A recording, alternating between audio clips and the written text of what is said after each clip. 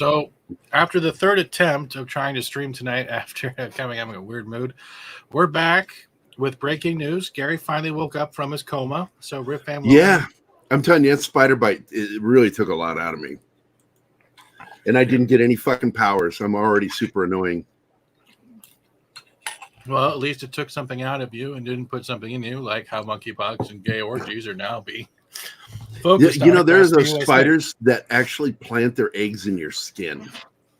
There are spiders that do that, and they're fucking freaky. You'll just be sitting there, and you'll have like an irritated sore, and all of a sudden it'll open up, and spiders come crawling out. Freaky stuff. Anybody showing up?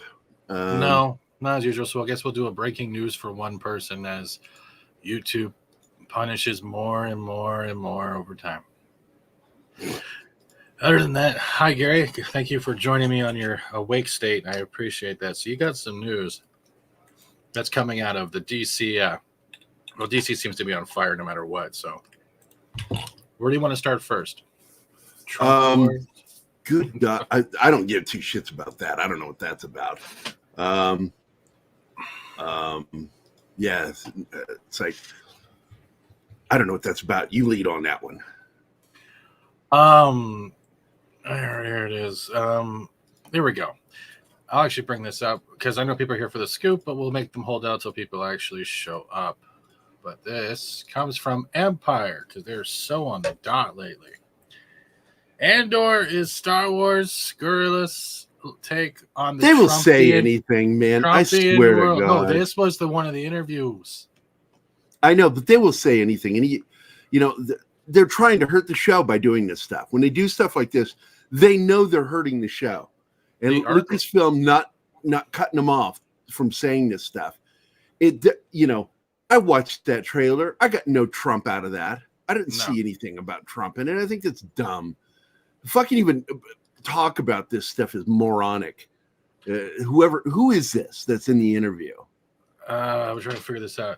In many ways, it's not surprising that Tony Gilroy is taking on a special project. Blah blah blah. All right. He's taking the origin story of Diego Luna's Cassian Andor. Yeah, we already know this.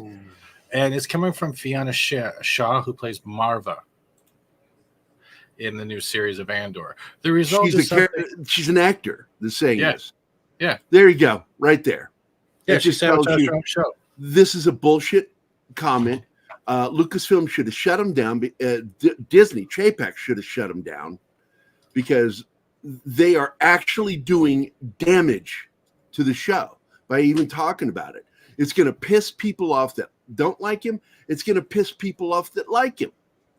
So they're intentionally, knowingly alienating audience. And if they don't think that's damage, I don't know what is. But Gary, you didn't see like the screens behind from like the shots from the show. We had the Mega TIE Fighter, and the it's huge star. It's huge. It's huge. Yeah. I just these people are so stupid to do that. They're hurting their own fucking business. And if you don't like it, don't watch our show. People that say stupid shit like that belong in the back of a line somewhere. See, like a cheese line. It actually looks something different than what I love the trailer. I love the trailer. Yeah, I thought it was good. And there's nothing about Trump in that fucking trailer. It's all about the fucking Empire. The Empire is not Trump. No, but I think they're trying to say if he was in charge, because he's getting close to election year. That's what I think of that. Yeah, that I can't see right now. Oh, you're jerking off? Okay, so they're jerking off. Jerking off. Just fucking stupid. That's so not even worthy talking about, buddy. But I'm glad you got some jokes out of it, though. Oh, it's doing pretty good on Twitter. I was actually pretty happy. I did not expect it. What is it sitting at right now? Because most of my names don't hit that hard. Right now, the Death Star, which I did 2 hours ago, 17 retweets. But the TIE Fighter is sitting at 29 retweets at 203 likes. It's just everyone's laughing at it. So it's like, all right, cool, I did it. I don't even know if anybody even reads my shit. I don't look. I probably should. But yeah, no, I get it. Yeah. Well, that's it. That's all I got with Andor. Is they're trying to make it Trumpian. So for memers, you can have a good time. Now we're going to stare intently for the next 20 My minutes. problem with the name is it sounds too much like indoor. Or backdoor. That I don't mind. Neither do most people with monkeypox. I'm sorry. Did you see the article? You think it's dumb calling it Andor when with indoor in the Star Wars lexicon? He deleted the tweet. There was a tweet. Oh, damn it. Who did? There was a tweet that said something that had something like this. My first experience with gay sex, how a straight man's world can defeat the imagery of gay people and monkeypox. I'm just there going, what the fuck am I reading? And it looks like Clown World took it out. But Gary, aren't you excited? You're a Doctor Who fan, aren't you? No, I was, but I don't give two shits what they're doing now. Once the BBC caused the firing of Toby Stevens, they lost me. They lost me as a fan. I will never help support. I won't even talk about this shit. You can talk about it. I won't talk. Oh no, I just wanted to say Doctor Who's new timeline will be gay and sexier than ever. Thank you. I'm done. That's it. No. What does sexy have to do with it? I don't know. Why does it have to be gayer than ever? I'm just so fucking done. We got 4 people here. Yay. It's like my high school reunion. We're going to make one leave. But yeah, you have news. And I think that's why I actually started up this stream. I actually want to hear about this because there's rumors. First of all, well, we already know Batgirl's out. It's $100 million just put on the shelf. Yeah, that's completely wasted money. But they're good at this. You know, Zaslav is come in and clean fucking house. They're done. As of August 1st, Alan Horn is now their main whisper in your ears guy. He is the official Warner Brothers whispering in your ears guy. Hi, Enema. Enema. So I just, man, they're showing so much fucking hubris on the part of Hamada, Emmerich, and fucking Ann Sarnoff. I'm so glad those people got fucking fired. They did, and I think Alan Horn's already doing his job and saying, take the loss, you can recover later. Because I think absolutely, he's shutting them down. He needs to, because we're at the point now where, and I think the most important part of this is the fact that they're willing to lose the budgets on these films because we're hearing again tonight that Zaslav is really torn, but really wants to shelve The Flash. And they've been doing extensive reshoots with Affleck. Because if people didn't know this, one of the first things they did with Zaslav had done was basically pulled, and I hate this at the same time, but I understand why he's doing it, pulling Michael Keaton out of the films. Yeah. This was a Hamada thing, and Michael is gone. He's no longer in Aquaman 2. He's no longer in The Flash because they've done extensive reshoots for both films. Part of the rumors that we're hearing is that may include Amber Heard. So we may already see her being replaced. So, and this is coming from Sil Abdul, Mikey Sutton. Geekosity. Geekositymagazine.com or geekositymag.com. I'm just telling you, this is reliable information. And I'm absolutely taking them at their word that this is, because he's not, they're talking in absolutes now. The only thing that's not absolute is that you two mean by doing this, you let everyone know you burnt money. Yes, absolutely. Absolutely agreed. I worked in manufacturing for years, and every time we didn't make up our repairs or recovery, our bosses just, yes. That happens too fucking often in a lot of industries, but more so in Hollywood. where they just this has been the old school way of doing business that was wrong. And it's why Roger Corman got fired off of one of the major studio westerns he was working on, because he was cutting the budget when they were shooting this western with Charlton Heston. And he kept cutting the budget, and like, we don't need this extra generator. We don't need this. So he kept lowering the budget. And the studio freaked out and fired him and hired Sam Peckinpah, who had already been working in the studio system, and just let them spend the money they wanted to, because that's how the studio sees things, is that things are going well when we're throwing money at it. And they still fucking do this shit. People who were trained and lived in the business, the studio sector. While as you get guys like Zaslav, who doesn't know a fucking thing about Hollywood, walks in and he just starts fire. First thing they do, AT&T, they canceled Swamp Thing. They canceled it, and they cut it from 13 to 10 episodes. First fucking thing they did. I always looked at that as getting thrown into prison, and you walk out in the yard and find the biggest guy and beat the shit out of him, or get your ass beat but fight him. And that's that thing that they tell you: if you're going to go to prison, go find the biggest guy and start a fight with. And that's sort of what it felt like AT&T was doing. It was just throwing their weight around for no reason. But now we're starting to see, because when they got Zaslav in there, AT&T put him in there to this shit's got to stop. This hemorrhaging money has to stop. What did he do first, though? He took out the diversity area. He cleared out all the diversity section, and then started going. And it's not that, because they partnered up with Discovery, who is very much about woke diversity. The difference is they're not stupid about it. They won't keep throwing money at it. They won't do the double down thing. You'll never see that from Discovery. If you see them putting money into something, it's because it's making money. But Gary, I know a perfect place where they can throw money, and that is my new Death Star. Thank you. Hell yeah. I like the hair on that one.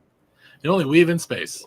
3/4 of the stars will fall. They're already doing that. It's 100% is not the plan, so Hollywood stars will go in. Honestly, I'll say the thing right now, I actually enjoyed DC Super Pets as much as people are giving this kind of reviews. If for a child mind, or even like a younger, that film will keep them entertained. It was very well delivered. I liked it. I'm not going to like rewatch it over and over again, but it was entertaining. The turtle made up for most of it.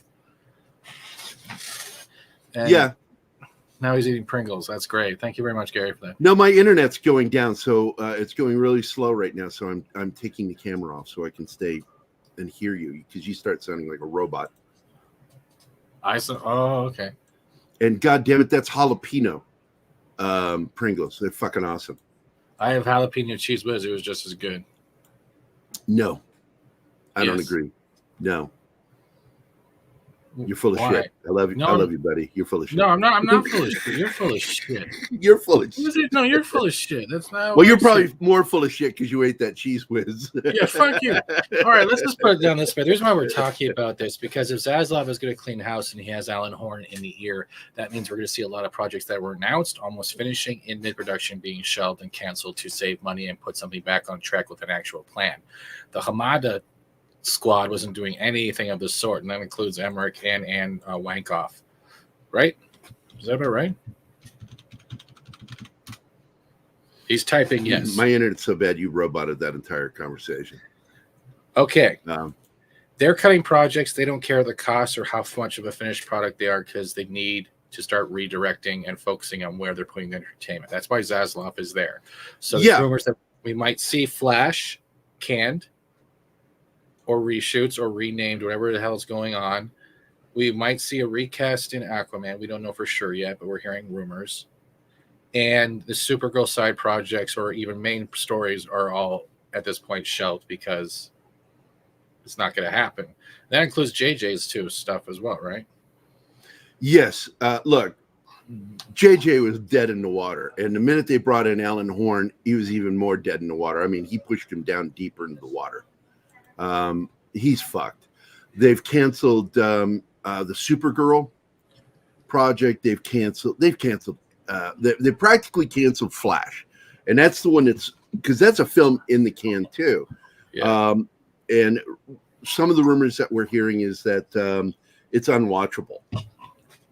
which is why they went and did extensive reshoots for it already. This is all coming out of Warner Brothers, that they were doing extensive reshoots. So you're telling me they've had all this time and all this pushback, and the movie still isn't good. So Batgirl's following the same trend. Batgirl was just bad. It was awful. What's how Alan Horn reportedly hated it. And like I said, he's that guy whispering in your ear. He's whispering in Zaslav's ears. He's whispering in Pam Abdi and Michael DeLuca's ear.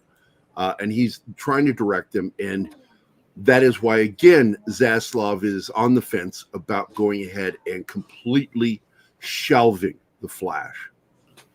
Because right now it's at least, because if they've been doing reshoots, it's more than $200 million already.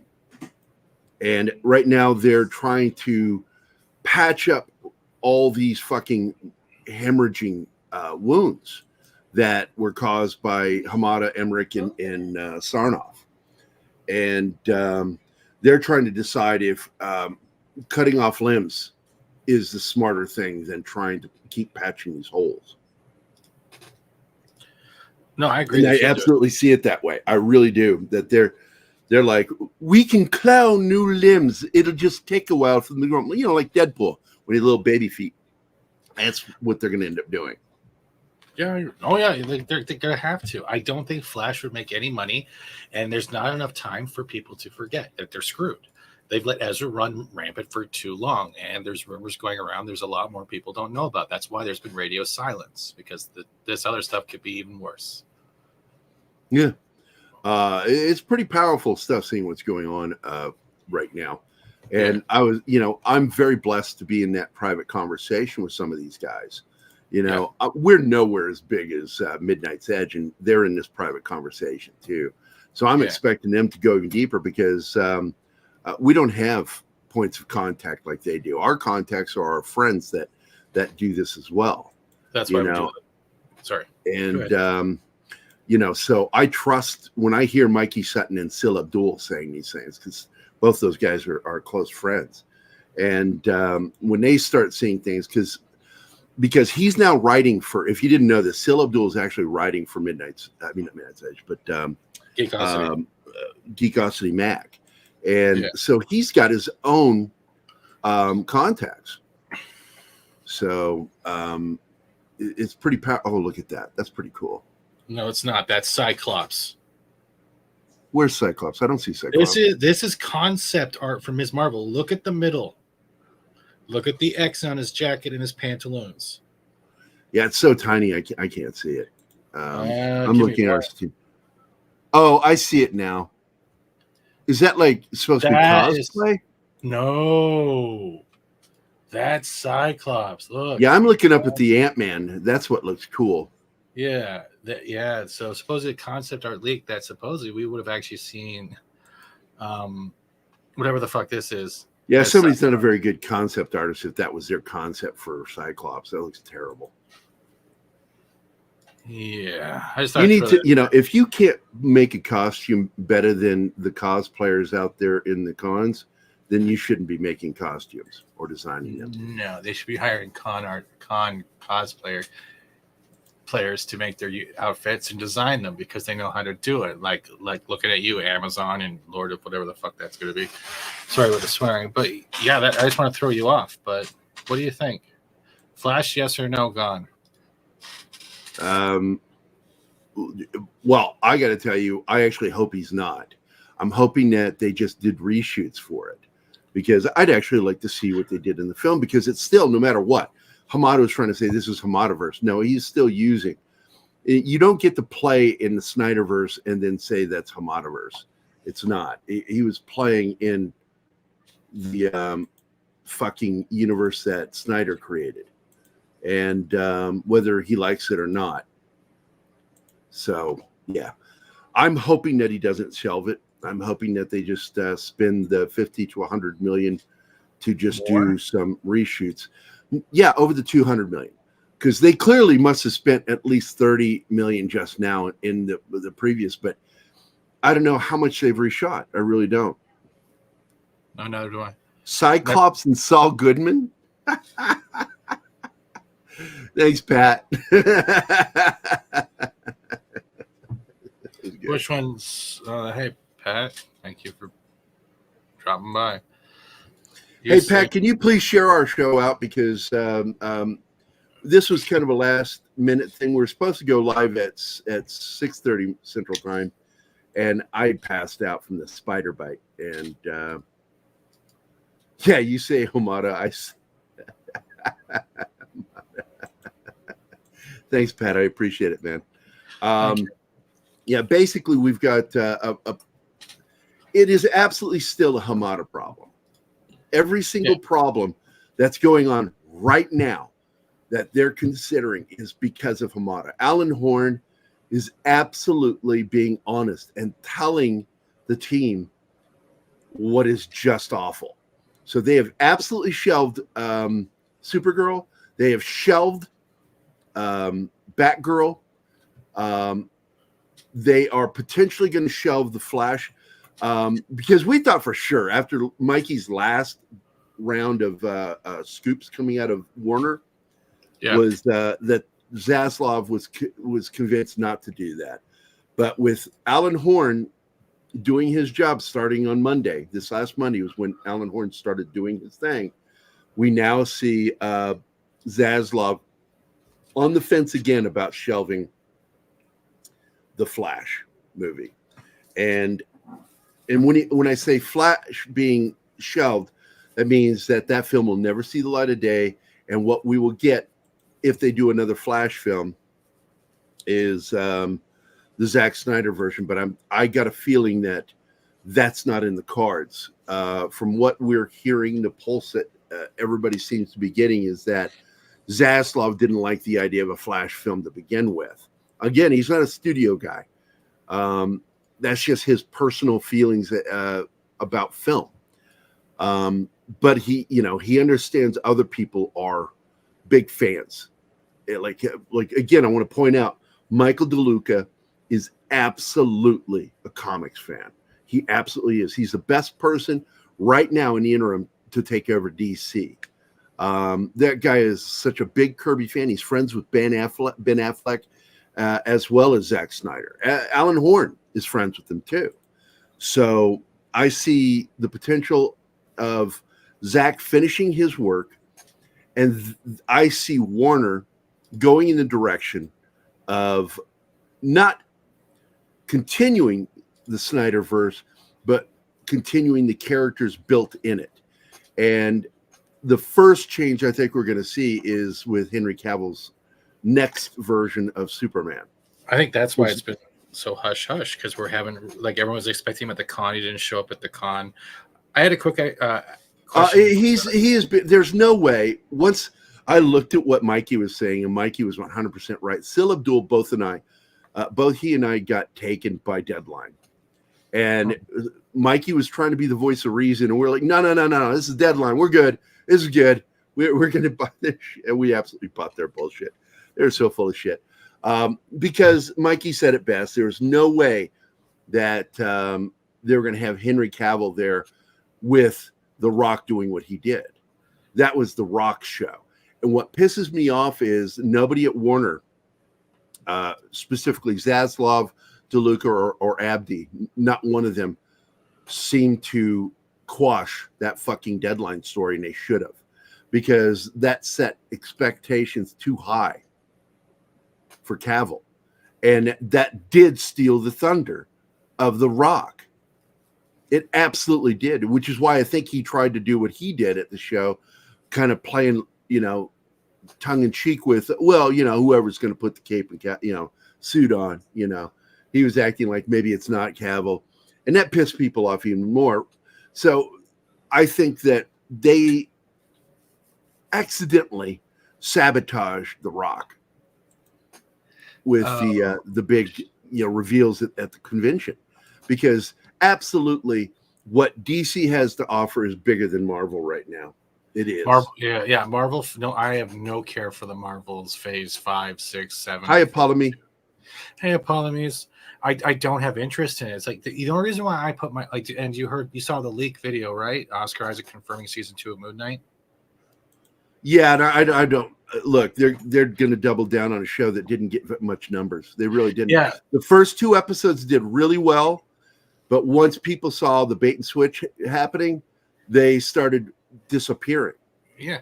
And you and I mocked the crap out of it. It was bad CGI. Some of the choreographed fights were okay, but it was just we're like, this phase was the phase of introducing a show that is called one thing but about someone else. And they did Yeah, that that's the numerous times. typical Disney bait and switch. Yeah, it's boring and it's very demeaning. Eventually, the viewers aren't stupid; they'll pick up on it, and the dollar shows. But the question I wanted to ask you: was Batgirl considered part of the Snyderverse Connect? I think originally it was something that he wanted to do, but he had somebody else picked to play Batgirl, someone who actually looked the part. And so I just, I think what they did is they're going to be like, we're going to make her more androgynous by not giving her the a costume that's form fitting, and we're going to make it kind of wrinkly and baggy, and and we're going to cast against character, not with character. So they were setting themselves up. They really were. And Alan Horn saw the setup, and on August 1st, he bowled a strike. Absolutely, he bowled a strike. I'm using bowling terms, not baseball tonight. Ha ha, motherfuckers. I like bowling too. So he absolutely did. He knocked all the pins down, and with one single roll of a ball. And they were gone. Supergirl, gone. And Syl Abdul called that one in particular. Yeah, he did. He was the one. He broke the news about Affleck, and he broke the news about Supergirl. And it's happening. These have been shelved. You will never see those 2 films. Well, I will say never, but be careful, because we always know that there's one time when they're like, we don't have anything. What do we got on the shelf? Oh, no. That will happen. No. Yeah, it will, but I'm hoping it'll be after they build themselves some foundation again. Like, the only thing, they've got to fix. Like I said, they have been hemorrhaging money like crazy, and that's the thing I hate, because this reminds me back when I was with iFleet, and Catherine Canapelli was my boss there. She was a really good boss, but she absolutely went spend crazy, and she drove our company into the ground by overspending at shows. And when we came back, we were behind. We were absolutely not making enough money, bringing money in to cover what was spent. And it ended up causing iFleet to sell our company. Mm. So I've seen this up close and personal when people do that. And Hamada, Emmerich, and fucking Dan Sarnoff are all like that. It is absolutely about what they care about, not what's good for the company. It's what they care about, not what's good for the company. And I am not a big fan of corporate bigwigs, but I hated part of that TV series, The Offer, because I thought it hilarious how they made the producers, old school producers, guys that were creatives, look like the good guys, and the guys worried about money like the bad guys in that miniseries. And that kind of annoyed me. I'm like, yeah, clearly this is made by creative types, and they're trying to take shots at studio execs. But the fact is, a lot of those studio execs knew what the fuck they were doing. What they needed to do, and eventually they show it in the miniseries, is how Bob Evans and I forget his name that produced The Godfather finally became friendly with some of the execs at the home office. And then they started, let's work together rather than against each other. And it worked. And, it got The Godfather out, and it helped create The Godfather 2. And if you didn't watch that series, I absolutely tell you right now, go watch that series. As full of shit as it was historically, it got a lot of stuff artistically right about the making of The Godfather. Are you here? Script, you want on? I don't get to talk too much, so the invite stands. Let me know. Well, it only does script after. It was like going into the final 2 to 3 episodes when it started showing the symbiosis. Because yeah, you're absolutely right. There, it should have been showing more of the symbiotic relationship, whereas it had them at odds with one another. But again, that was created mostly for drama. You know, they needed drama in the story, so what they did is they. Yeah, if you want to join us, man, fucking hop in here. Steve, you want to send him an invite? I would love to send you an invite to my channel, of course. I don't know why I said it like that. I have no idea. And again, it's my fault we're late. The spider bite kicked my ass and I slept again. I overslept. And I could not wake up. I slept right through the alarm. I slept through it. It is the loudest alarm made. I bet you differ. It's the one on when you can you got to invest in the Mega Fighter. That has a lot louder sounds and a lot. Oh, would you say it's a megaphone? Mega Fighter. Megaphone. Mega Fighter. Megaphone. See, I'm actually playing on a word because I'm talking about a phone, and so that's where my joke was. Script. Hey. Do you want a TIE fighter with a wig, or do you want to? Do you want a Death Star? These are the new Andor shots. I found them today. Well, that is a frightening thing to see. However, because it gives away the direction of where the tie is going, because the hair is going to move. You know. Counter. Yeah, right. That's the whole point. Because it goes twin ion engines, right? So it goes so fast that it only can go backwards. So yeah, with regards to the offer, the first half of it is showing the problem that we have now in Hollywood, which is that the business doesn't work with the creative and the creative doesn't work with the business. And then towards the end, you see that, oh, wait, if we actually work together, because they both want to achieve the same goal, which is to have a successful product. And if we both work together, use our strengths and balance them back and forth properly as like two human beings would, because teamwork is important, you end up getting stuff like The Godfather. And that's the thing, like, because both points in the offer by Robert Evans and by Colin Hanks's character, whose name is escaping me at the moment. Well, he is a combination of several producers that were working that were just fighting against him. But like they all have very valid points. It's like we cannot leverage a company on one film alone because we're in a position where it could break us financially. And the creative Bob Evans and his team is like saying, you don't understand, this movie is so good, it's going to do everything we need it to and more. And they are asking for so much, and the business is like, we can't give it to you just to give it to you. And that's a good thing to have, because then it forces the creatives to do what they're good at, which is be creative with what they have. Like, yeah, exactly. And of course the company they're talking about is Gulf Western, who owned Paramount at the time, and the head of Gulf Western during its peak. And the head of Gulf Western, and when I say the head, I'm talking about the guy that was put in a position of managing Gulf Western and the studio, was Charles Bludorn. And he is played brilliantly by that dude. What is his name? Gorman, something Gorman. He was in, I remember him from British TV because he's British. Plus, he also appeared in the last Batman film with Bale, The Dark Knight Rises. And really great fucking character actor, this guy. He nails that German accent, even though he's a limey all day long. But well, he's supposed to be Austrian, isn't he? Yeah, Austrian. Sorry about that, Anima. That's okay. It's really a dialect thing, mostly. Well, Anima said it today, is that they speak Austrian German, which is why Austrian sounds prettier than guttural German. But I got to tell you, man, it really did depict how executives were bowled over by guys like Bob Evans, because Bob Evans was something else, man, in his day. Yeah.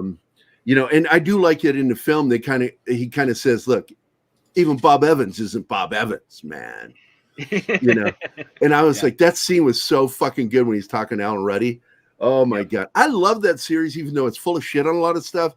It really did give you the heart of what was going on. And they got the history all wrong. The whole thing about what's his name, James Caan beating the shit out of the other actor because he supposedly did something. It's not true. James Caan got a little wacky, but if you watch that scene, it's literally 2 cuts, really, before the fight ends up back in the street. So then it cuts to 3 cuts. But the camera, he used multiple cameras on that shot but he chose, and I'm talking about, of course, Francis Ford, chose to not cut away. He wanted that fight, and you still end up with that shot where he throws a punch at the kid and it misses him by a fucking mile. But he didn't care. He left it in because he said, if you cut away now, you lose the drama of the fucking moment. Well, because it wasn't so much about the fight. It was about the emotions between both of those characters. Exactly. And he wanted to stay on that shot. And it really helps it. It lends such credibility to it. Even though you do spot that, you don't care that he missed him by a mile. But he absolutely kicked him and broke his ribs in that shot. And broke his nose with the trash can. No question. Those were all improvised. They were not part of the choreography that they practiced. Oh, shit. And so that was the one thing he got right, but the whole story behind him was bullshit in the movie. Because that's what do they call it? Folklore. Somebody said something, but it proved later not to be true. They kept it in for drama. Christopher Nolan uses it on all of his productions. Like it's basically part of like the organized secret where everybody that works for him ends up getting some pretty good deals on other jobs because they achieved an impossible thing with Christopher Nolan because they all knew how to do their job so perfectly. Like the whole rumor of Heath Ledger improvising the triggering of the explosion in The Dark Knight. It's like, no, that's not improvised. That's not totally true. There's an ounce of truth to it in that was not planned. He did that on his own. It was. But he knew the time. He knew the timing. It was entirely planned. Yes, it was. What? I know one of the ACs that was there. They went through it multiple times. Everything was planned down to the second. Well, I knew that was true, that they had everything timed down to the second, but I thought his behavior in that shot was something that he came up with. Nope. It was all done perfectly because here's the thing, the way that because they shot that in IMAX and they had to pull focus onto it because it's more of it's not the digital camera, it's analog. And the one thing with an IMAX camera, especially the ones being built at that time that they were using, which are still state of the art, if you move off your mark a second, like just a half an inch, you go out of focus. So you cannot do anything off your mark. And he goes back and forth a good step here and there. It's all planned. It's all perfectly timed. Everything. That's interesting.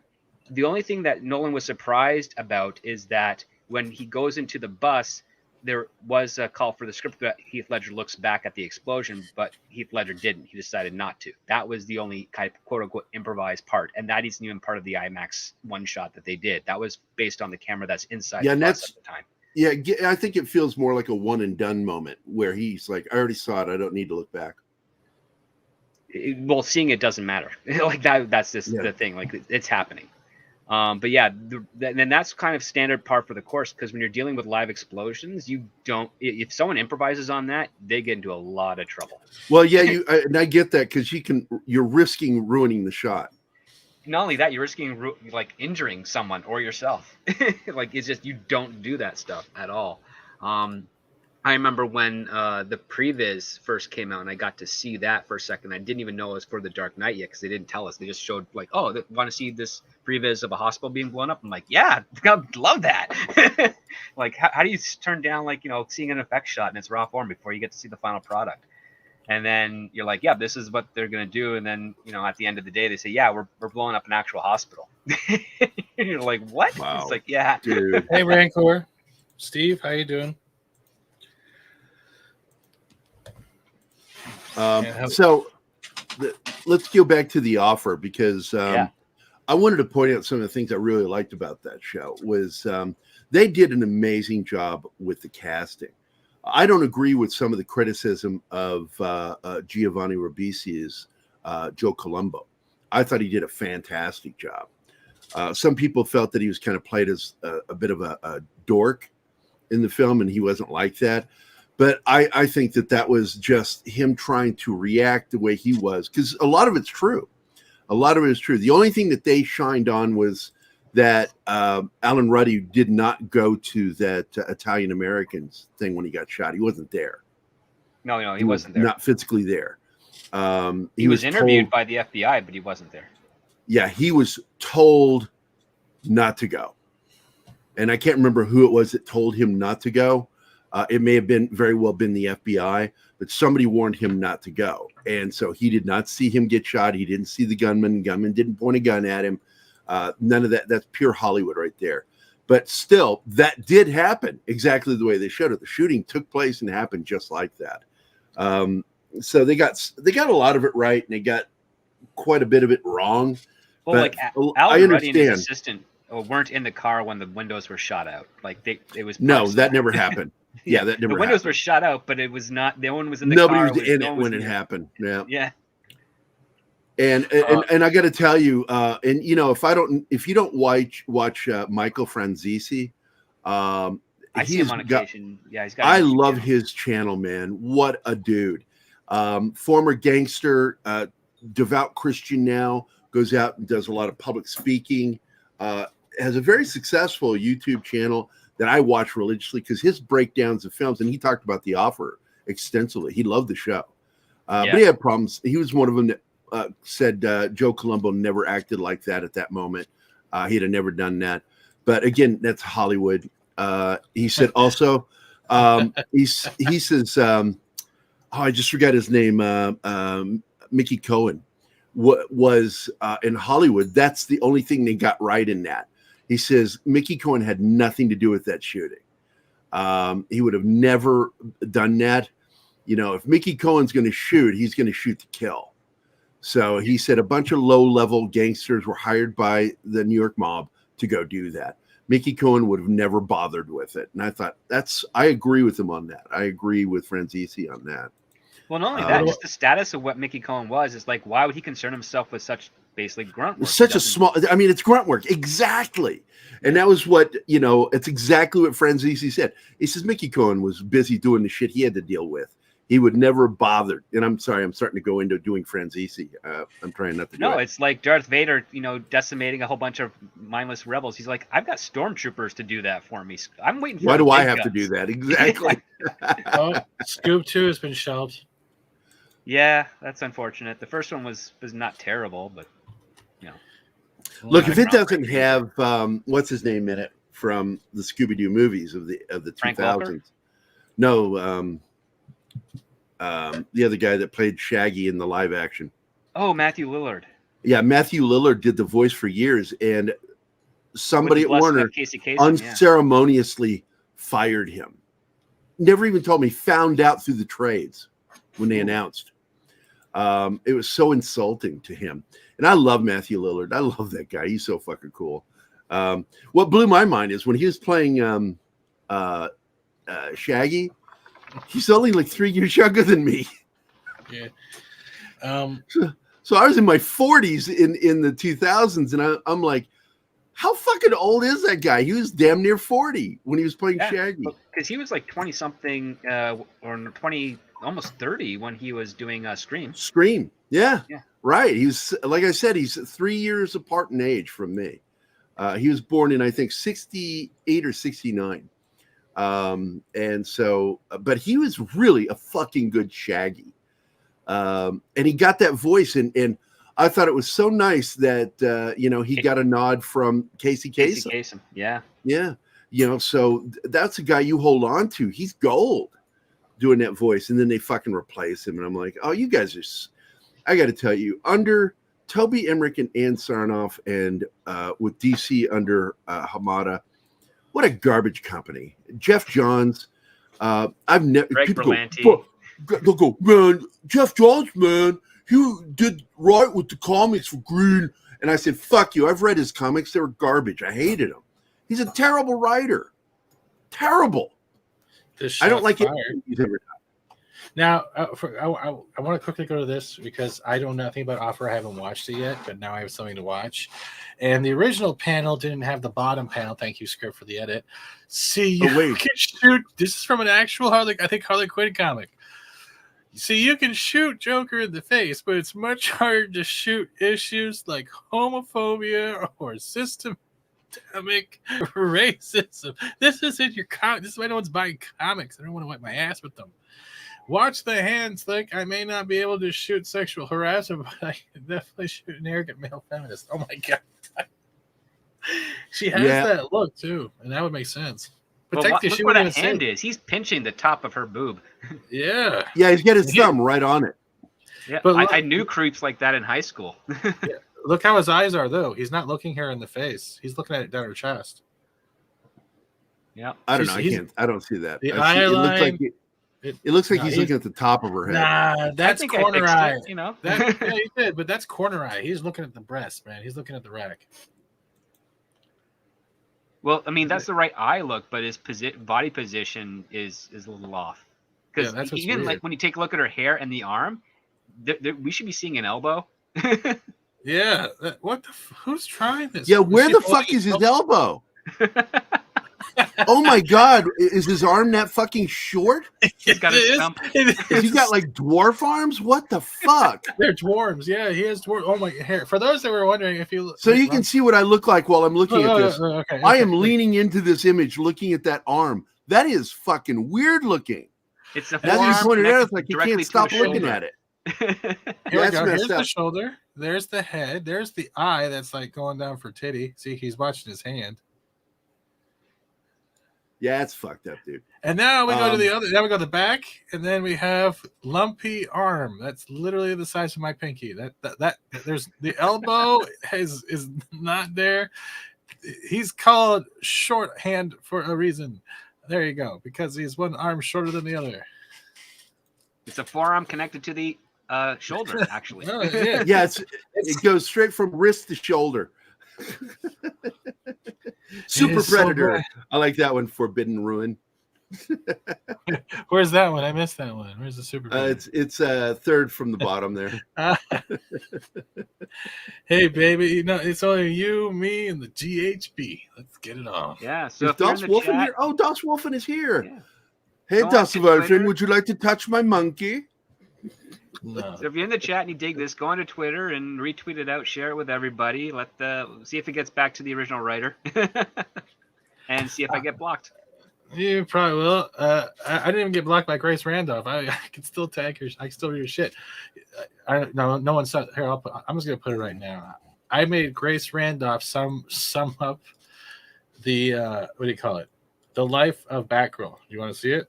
Sure.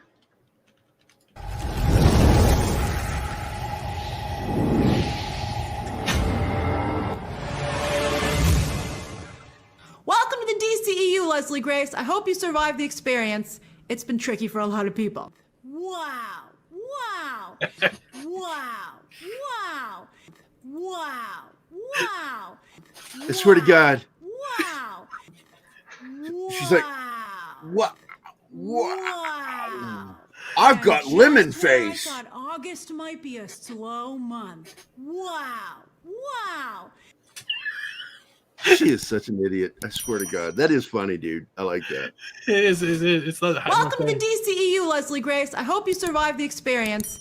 It's been tricky for a lot of people. No.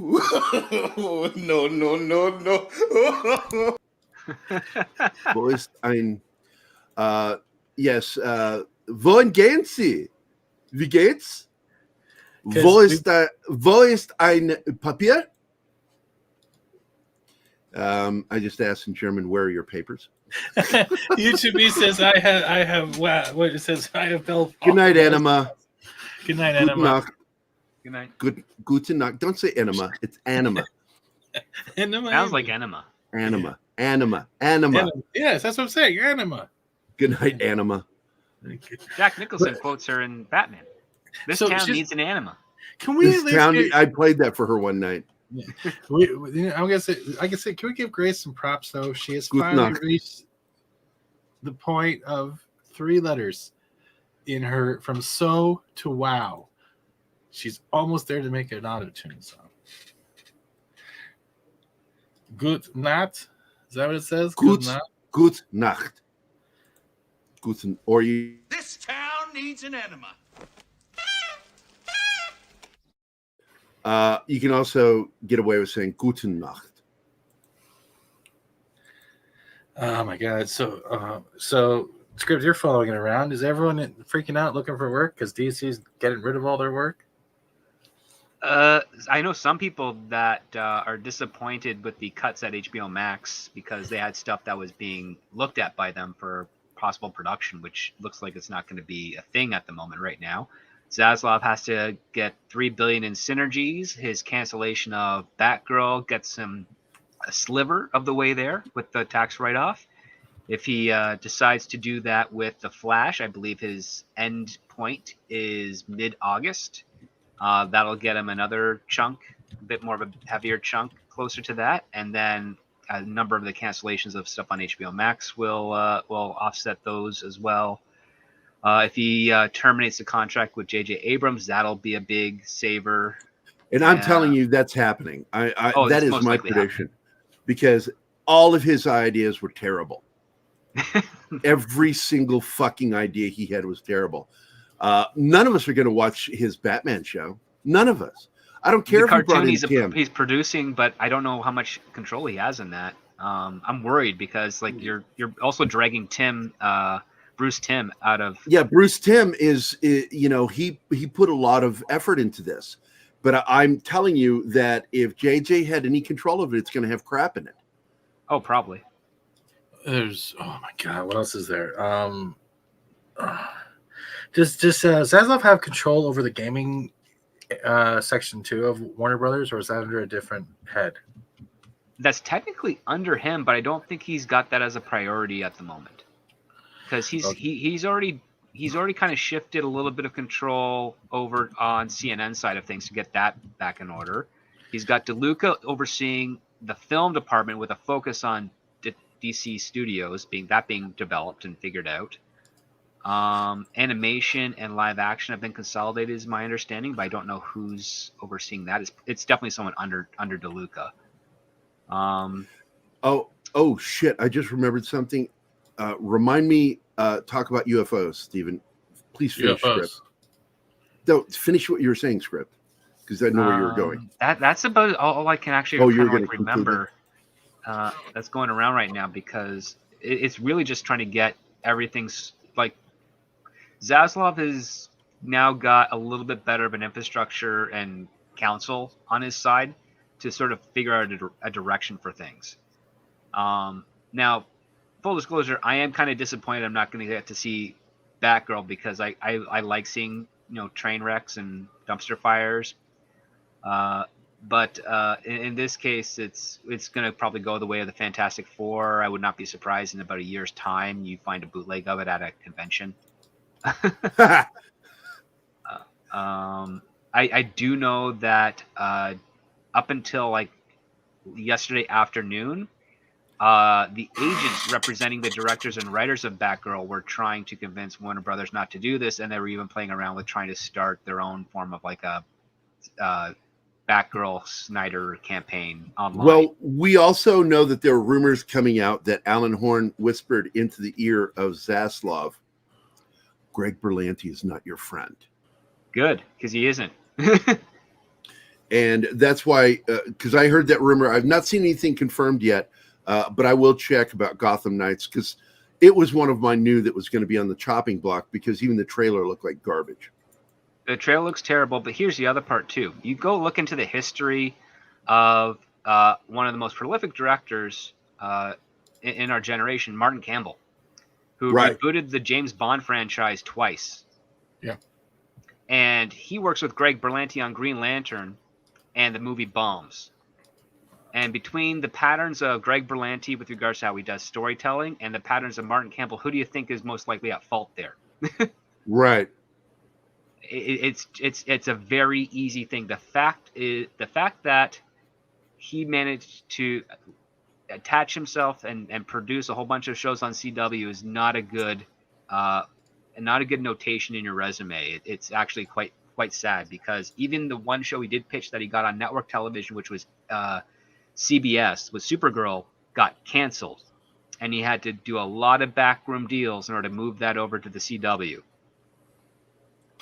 Yeah, just anything that went to the CW went to die. And that's the thing about Greg Berlanti when it comes to DC. He's an acolyte of Miles Miller and Alfred Goh, who did Smallville. And Smallville is like your ground zero for the SJW wokeism team superhero tropes that you get throughout the entirety of the Arrowverse. And when Flash ends, the Arrowverse ends as well, because Flash will be the last actual property attached to that. So when the last season airs, and it absolutely is ending. Yep, and it is. Oh yeah. I think we're all predicting that Greg Berlanti is done at Warner. He's going to go to Pixar. Well, he still has a number of shows associated between. He has a number of shows because I think Riverdale's not 100% done yet, is it? Oh God! I forgot about he was involved with it. That's why that show is so crappy. He has. They ripped off Scarlet Witch. Did you guys see that scene that leaked to show that there's the lesbian girl who used her lesbian powers to fight off his weird power? And What does that have to do with Archie Comics? Nothing. It has nothing to do with Archie Comics. That's what I'm talking about. But hey, I wanted to say hi to Peter Vickman Fanside. She's here. Hey. Hello. Cool. Hey, I got a question for you, Peter Vickman Fanside. Where do those stairs go? Huh? Yeah, Give me an answer in the chat. I want to know where those stairs go. Yeah, Berlanti got a lot of notoriety about 4.5 years ago when people realized he is a producer that has like the most shows in production under his tent. Oh my God. It just kind of like came out of the blue, like no one was paying enough attention, and it was kind of funny. Yeah, go ahead. No, you guys literally have to see this, okay? And the tweet goes like this: if you told me, wait, hold on, let me put this up here first. If you told me in 2018 that Cheryl was going to save Riverdale by the power of lesbianism and being literally Scarlet Witch, I would have laughed you in the face. Y'all ready? Yeah. Oh my God. So, lesbian. Okay. Can someone get the Simpsons clip of the Archie Comics characters throwing Homer Simpson out on the ground and saying, "Stay out of Riverdale," and replace the head with Greg Berlanti?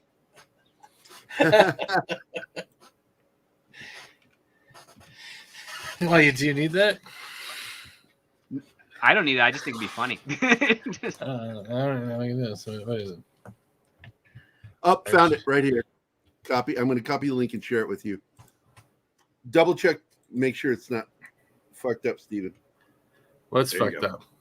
Oh, where they threw. Yeah. Okay. I remember that scene now.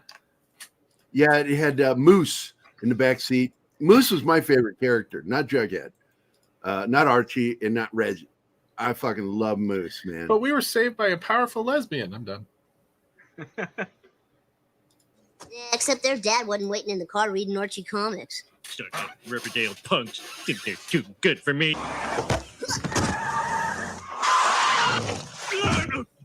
Stay out of Riverdale. You're ruining the earth. Just replace that face with Greg Berlanti, and we're good. I could probably do that. Do that. So Shinatsky is here. Hey, Shinatsky, I'm keeping an eye on you. So that's how far the CW has fallen. When they first were introduced to Flash and Arrow, you had great you had great seasons, and now we got Scarlet Lesbian saving the world and nobody heard about. Did I sum that up right? I've never watched an episode of Riverdale. I've only seen clips. I've had friends who've worked on the show. An ex-girlfriend of mine was an accountant on the show. It was not. There's a lot of drama. There's more drama behind making that show than there is in the show. And if the show is getting lesbians that can fly and do something with reality, that's pretty crazy. And they're also within that Sabrina Netflix show as well. They're in that universe because Riverdale's just across the river, right? So that's still attached to the Netflix property. So even let's say CW gets Riverdale, it can be continued back on Netflix if they decided to actually take over. If Netflix decides to continue a series like that. Yeah. Well, look how they picked up Lazarus, and Lazarus is still pretty good. Or it's over now. I can't remember. No one's watched Lazarus? No, I haven't seen it. The devil that comes up and owns a nightclub. Sounds kind of derivative. Oh my God, here we go. I haven't even seen it. Sounds derivative. Like if the devil, comes up and then starts a hair salon, that's different. I would not see that coming. Oh come on, like fucking what is it? Like debauchery is supposed to happen in a nightclub. If you see debauchery at a hair salon, that's not gossip related. That's kind of weird. And yeah, I want to point out again, Shinatsky, Script Doctor is the only human being I've ever sat on a phone with for 9 hours. All you and I did that whole night was swap stories. Yeah. And then we started talking about that one idea of mine, Space Wreck. And you were like coming Lucifer. up with ideas. Why was it saying Lazarus? It's fucking Lucifer. Oh, sorry. Lucifer. Lucifer. I'm a fucking idiot. I'm on the wrong fucking title. Yeah, Lucifer was picked up by Netflix and still doing pretty good, except for that one I singing loved episode. what they did with Lucifer. Even though I never read the comic, I was totally engaged by that fucking series. I really am. Yeah. Greg Berlanti tried to use his version. I didn't care to see that. What I like watching is the series. Great characters, great interactions, and funny as hell, to be honest with you. It's like the crimes themselves are like Columbo level crimes in the show. So you're not looking for like massive Sherlock Holmesian type of stuff. It's just fun. It's frivolous fucking fun. And I love the idea of a Lucifer who is not biblical Lucifer, but instead actual what is it called? The morning star. I think so. Yeah. Yes, Lucifer Morningstar is his name. Yes. And they treat him like he's an angel that was fallen but never lost place with God. He was just relegated to hell to guard hell, to keep people in. Yeah, he's not an adversary to God. He's just like, oh, I'm in charge of punishing the people because I failed you, but I've also kind of not failed the cause, so to speak. And they run into Eve and all that stuff. Like literally the singing episodes, the one I don't like, but I think it's really well done, and I think Netflix has let the showrunners keep to that narrative. So I don't see that happen. If that does happen, I don't think it's gonna get worse than Netflix or better. Let's just say CW does cut ties, because I don't know anyone who goes, "Hey, do you see that latest episode of that CW show?" And no one says that. No one at all says that. It's not nobody. Nobody talks about this crap. Do you know anyone that watches Riverdale? No. How is it? Was it on its 5th season, 3rd season? I think it's further than that. 6th season?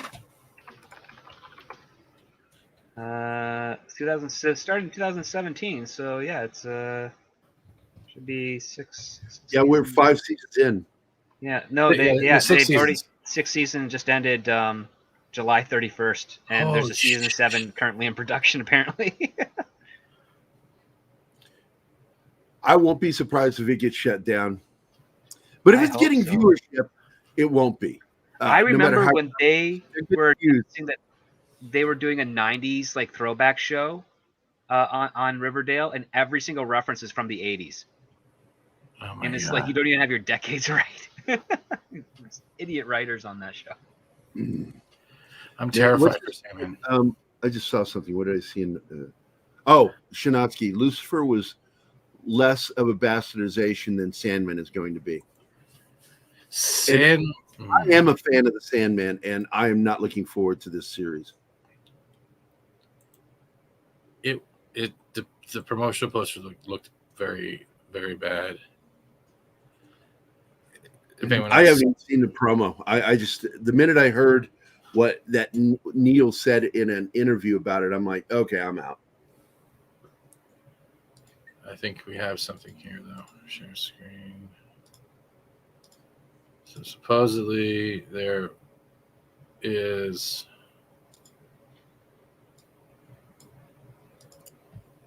I don't know if this is what pretends to be.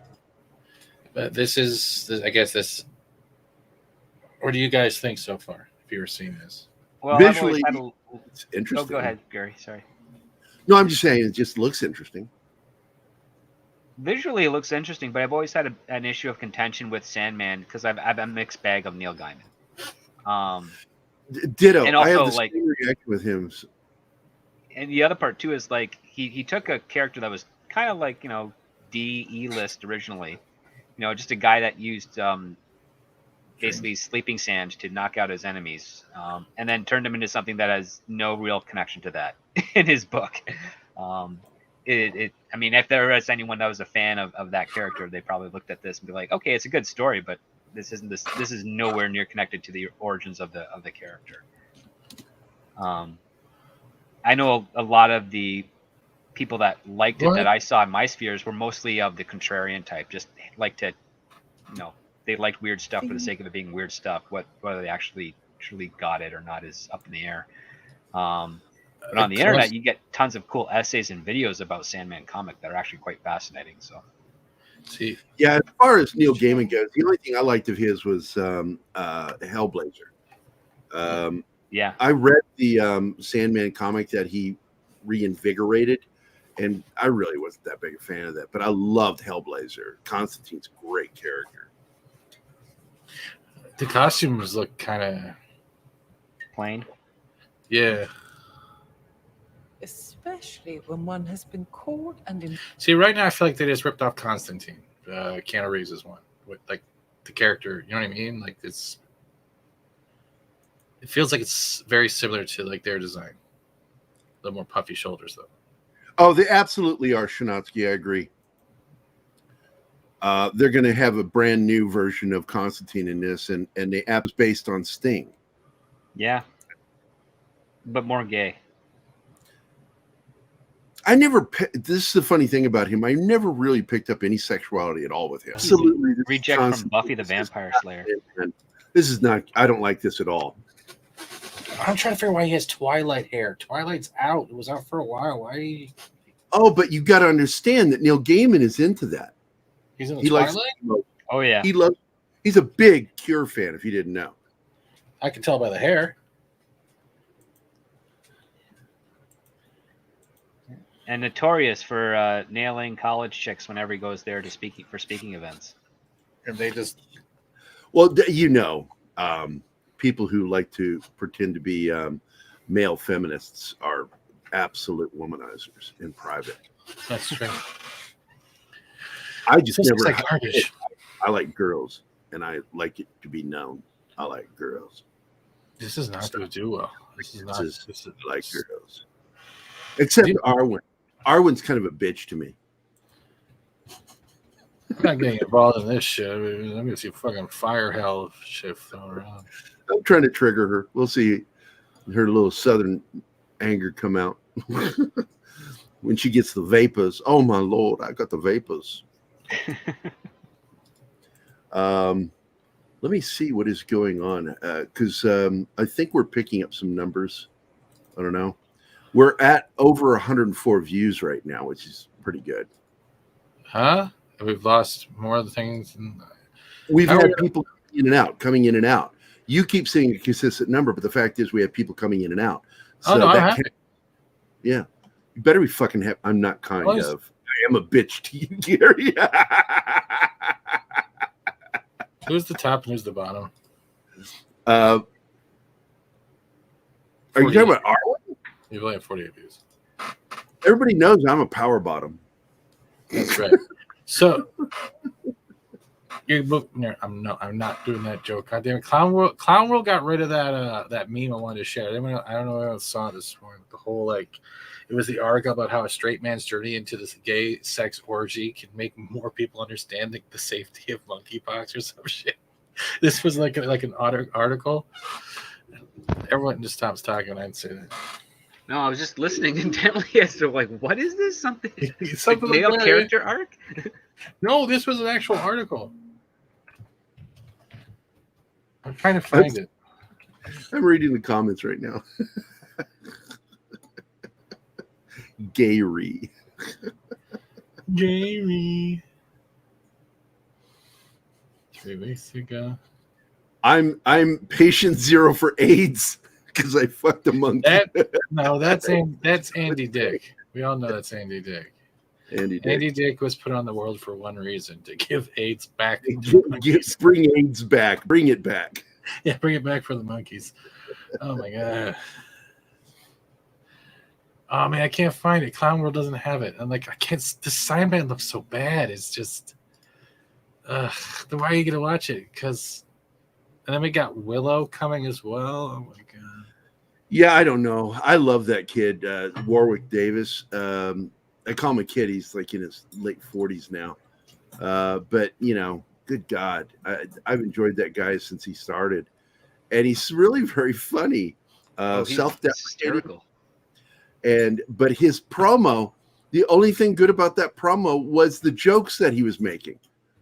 Because he was doing the same thing he did when he was doing the show with Ricky Gervais. Yeah. Because I loved that series. And Warwick was so fucking funny because he was the butt of every fucking joke that he made in that show. And that's so self-deprecating, and it was hilarious. And he did the same thing in that promo for Willow, because he looked like a fucking idiot, and a pompous, self-involved idiot. And but at the same time, I'm thinking, why is Lucasfilm doing that with him? He's supposed to be the star of the show. And I see that as a bad sign, even though I thought that was funny. I'm like, well, he's supposed to be the central character. He's not the central character. Gotcha. It's another bait and switch. Classic Disney bait and switch. The world is The only coming. thing you're guaranteed not to get a bait and switch is She-Hulk, because it's already about her. But she's clearly stronger and smarter than Hulk. Oh my Which is God. weird because she's not supposed to be. She's actually supposed to be weaker than Hulk. She's supposed to be Weaker? smarter than Hulk because she doesn't have that barrier between the savage and the normal consciousness that the Hulk has in his beginning. She's been more reconciled between the two. But yeah, she's not supposed to be stronger than the Hulk. No. Quickly though, due to Gary putting on that hat, this just popped up.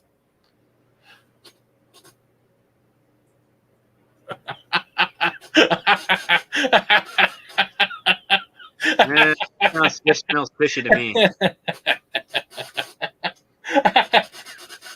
Okay, my reaction. No, it smells like fish for real. This is so. This is no one. No. So Oh, come instead on. of a weird, not in addition to the stench, you now have to deal with scales.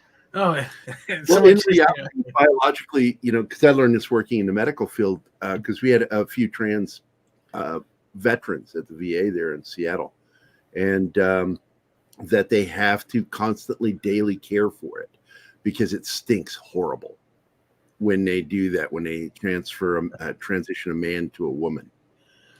It's a stink that is unbelievable, like death, not fish, death.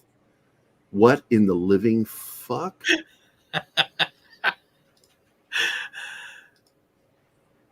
I'm trying too hard, and I was Just- wrong. Warwick is 52. It's all good, Daryl. He was 12 when he did Return of the Jedi. This is a post. I think a New York Post. That was I brought my husband to say. Yeah, I was 19 when Return came out. All right, then I'll get off this and I'll go to this now. Script. Can I get your opinion on this? This is supposedly Ms. Marvel. Sorry, Ms. Marvel. Concept art, and this is supposed to be Cyclops. Oh, Do you see that at all? yeah. I can make out that he's like a Cyclops giving himself a selfie with some guy Yeah, but there. it looks like really bad cosplay. It just looks terrible. It does, yeah. Is this supposed to be this is from the set from the Avengers convention, right? Yeah, I think so. Yeah. Yeah, I think that's a cosplay guy as cosplaying as Cyclops. that makes sense. That's what I was saying. I'm like, maybe somebody coming doing out. cosplay. Because doesn't that head fall on the chick, and that's what Miss Marvel just saves her from? Yeah, So it's technically not really Cyclops, but there's things going around saying that this was how they were going to introduce X-Men by doing stuff like this. So if there's cosplaying X-Men, then these characters are already in their universe. Well, if that's a cosplay of it, and it's based off of, say, the concept of the direction they're going to go for the mutants, so we're getting like the Cyclops where he's got like the full head cover and probably like the solid blue suit with the yellow trunks type of thing going, or the white trunks. it's got to be better than what they got here. By the way, I was talking with Cameron. I really did, because I ended up kind of liking Ms. Marvel because Disney fucked up. They actually, in trying to be woke, they made a show about a religiously conservative family. It's like, oh my God, they completely screwed the pooch. They were trying to be woke, and they ended up making a conservative family, more conservative than anything I've seen in TV in decades. Well, here's the other part too. They're a conservative family, but they're also an accessible family. They're the type that you can kind of really relate to, which is very different from the type of Like other Cameron conservative is. families you see on TV or Cameron's- even in actual life. Yeah, well, Cameron's like that, which is why I get why he likes the show so much, because he sees a good representation of the kind of family he knows, and Yeah. he's so easy to get along with. I love talking to him. I because I've in the military as well as a civilian, I've had to deal with, like, when I was at iFleet down in Georgia, I had a guy that worked there that was American Muslim, and I always felt like that guy wanted to kill me. The way he would look at me, I'm like yeah, I'd walk in the room, I go, "Hey, how you doing?" He's like staring at me, and I'm like, and then I go into my office going, "That guy freaks me out." This is pre 9/11, and that dude would come into my office and want to talk, and he would talk, and I always felt completely threatened by this guy. Like, man, I hope I don't have to kill this guy. Oh my God. But then I've met, like, when I was over in the Middle East, I met Muslims there that were just amazing people. Our Terps interpreters, they were just the nicest people. And Cameron, he kind of highlights that. Well, and my friend Fahim, he's like that too. Yeah. Even when he came to the United States, his family converted to Christian, and but they still have those traditions, and they're such kind people. The Afghani people, when you don't have, what's the word I'm looking for, extremism involved, they're some of the nicest damn people on the planet. They care about each other, and it shows when they start interacting with you. And Cameron is just like one of the nicest people. He really is. Even when you argue with him, he's very polite. Like that argument that he and Tom got into. Over what? Not important to bring up. Oh, okay. But it was just, they got into it, but they were still friends. That's the whole point. I like Cameron. No, well, it's like we've all of us have disagreed. Yeah. I disagree. No, you Well, agree.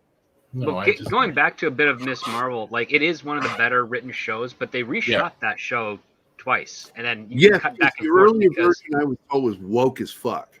well, you can tell that they mangled both versions together because the actress, in a bunch of shots throughout that entire series, you can tell she's a little bit younger and a little bit heavier, and then in the other stuff that's more recent, you can tell she's a little bit older and a little bit slimmer.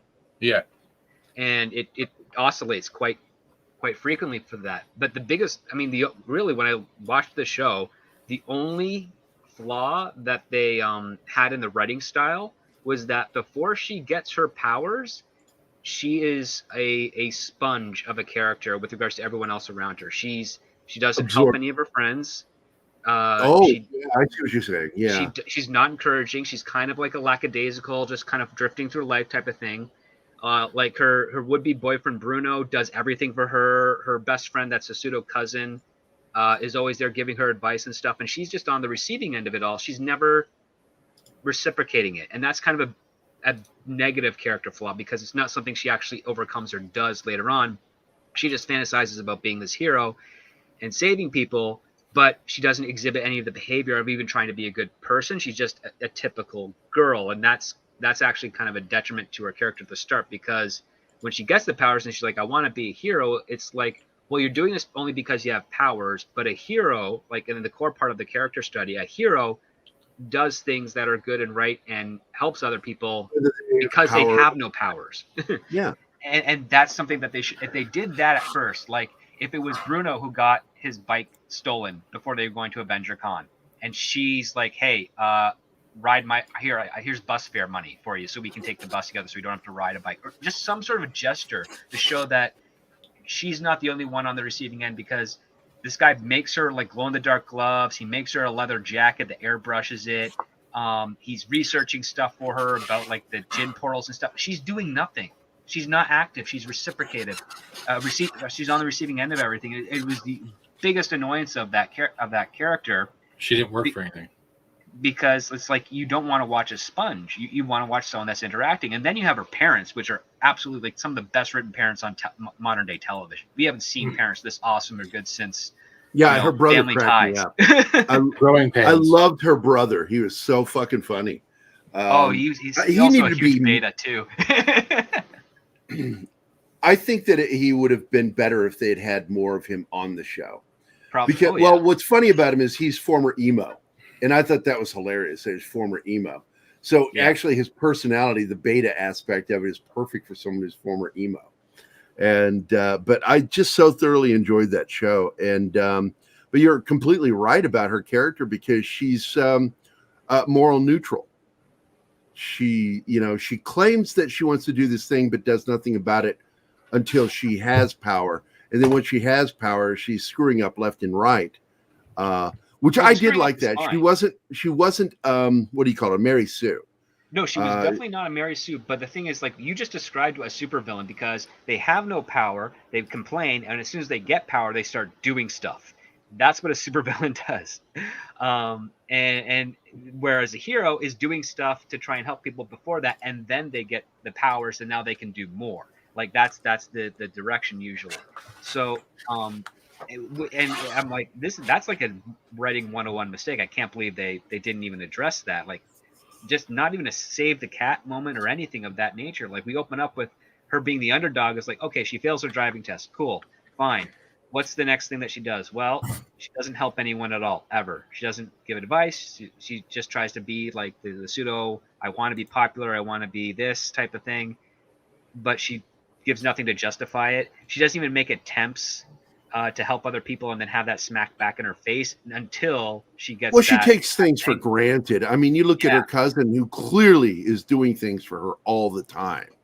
And she just sort of takes it for granted. And which makes her one of those characters that you're annoyed with because they don't recognize the gifts that they've got in their life.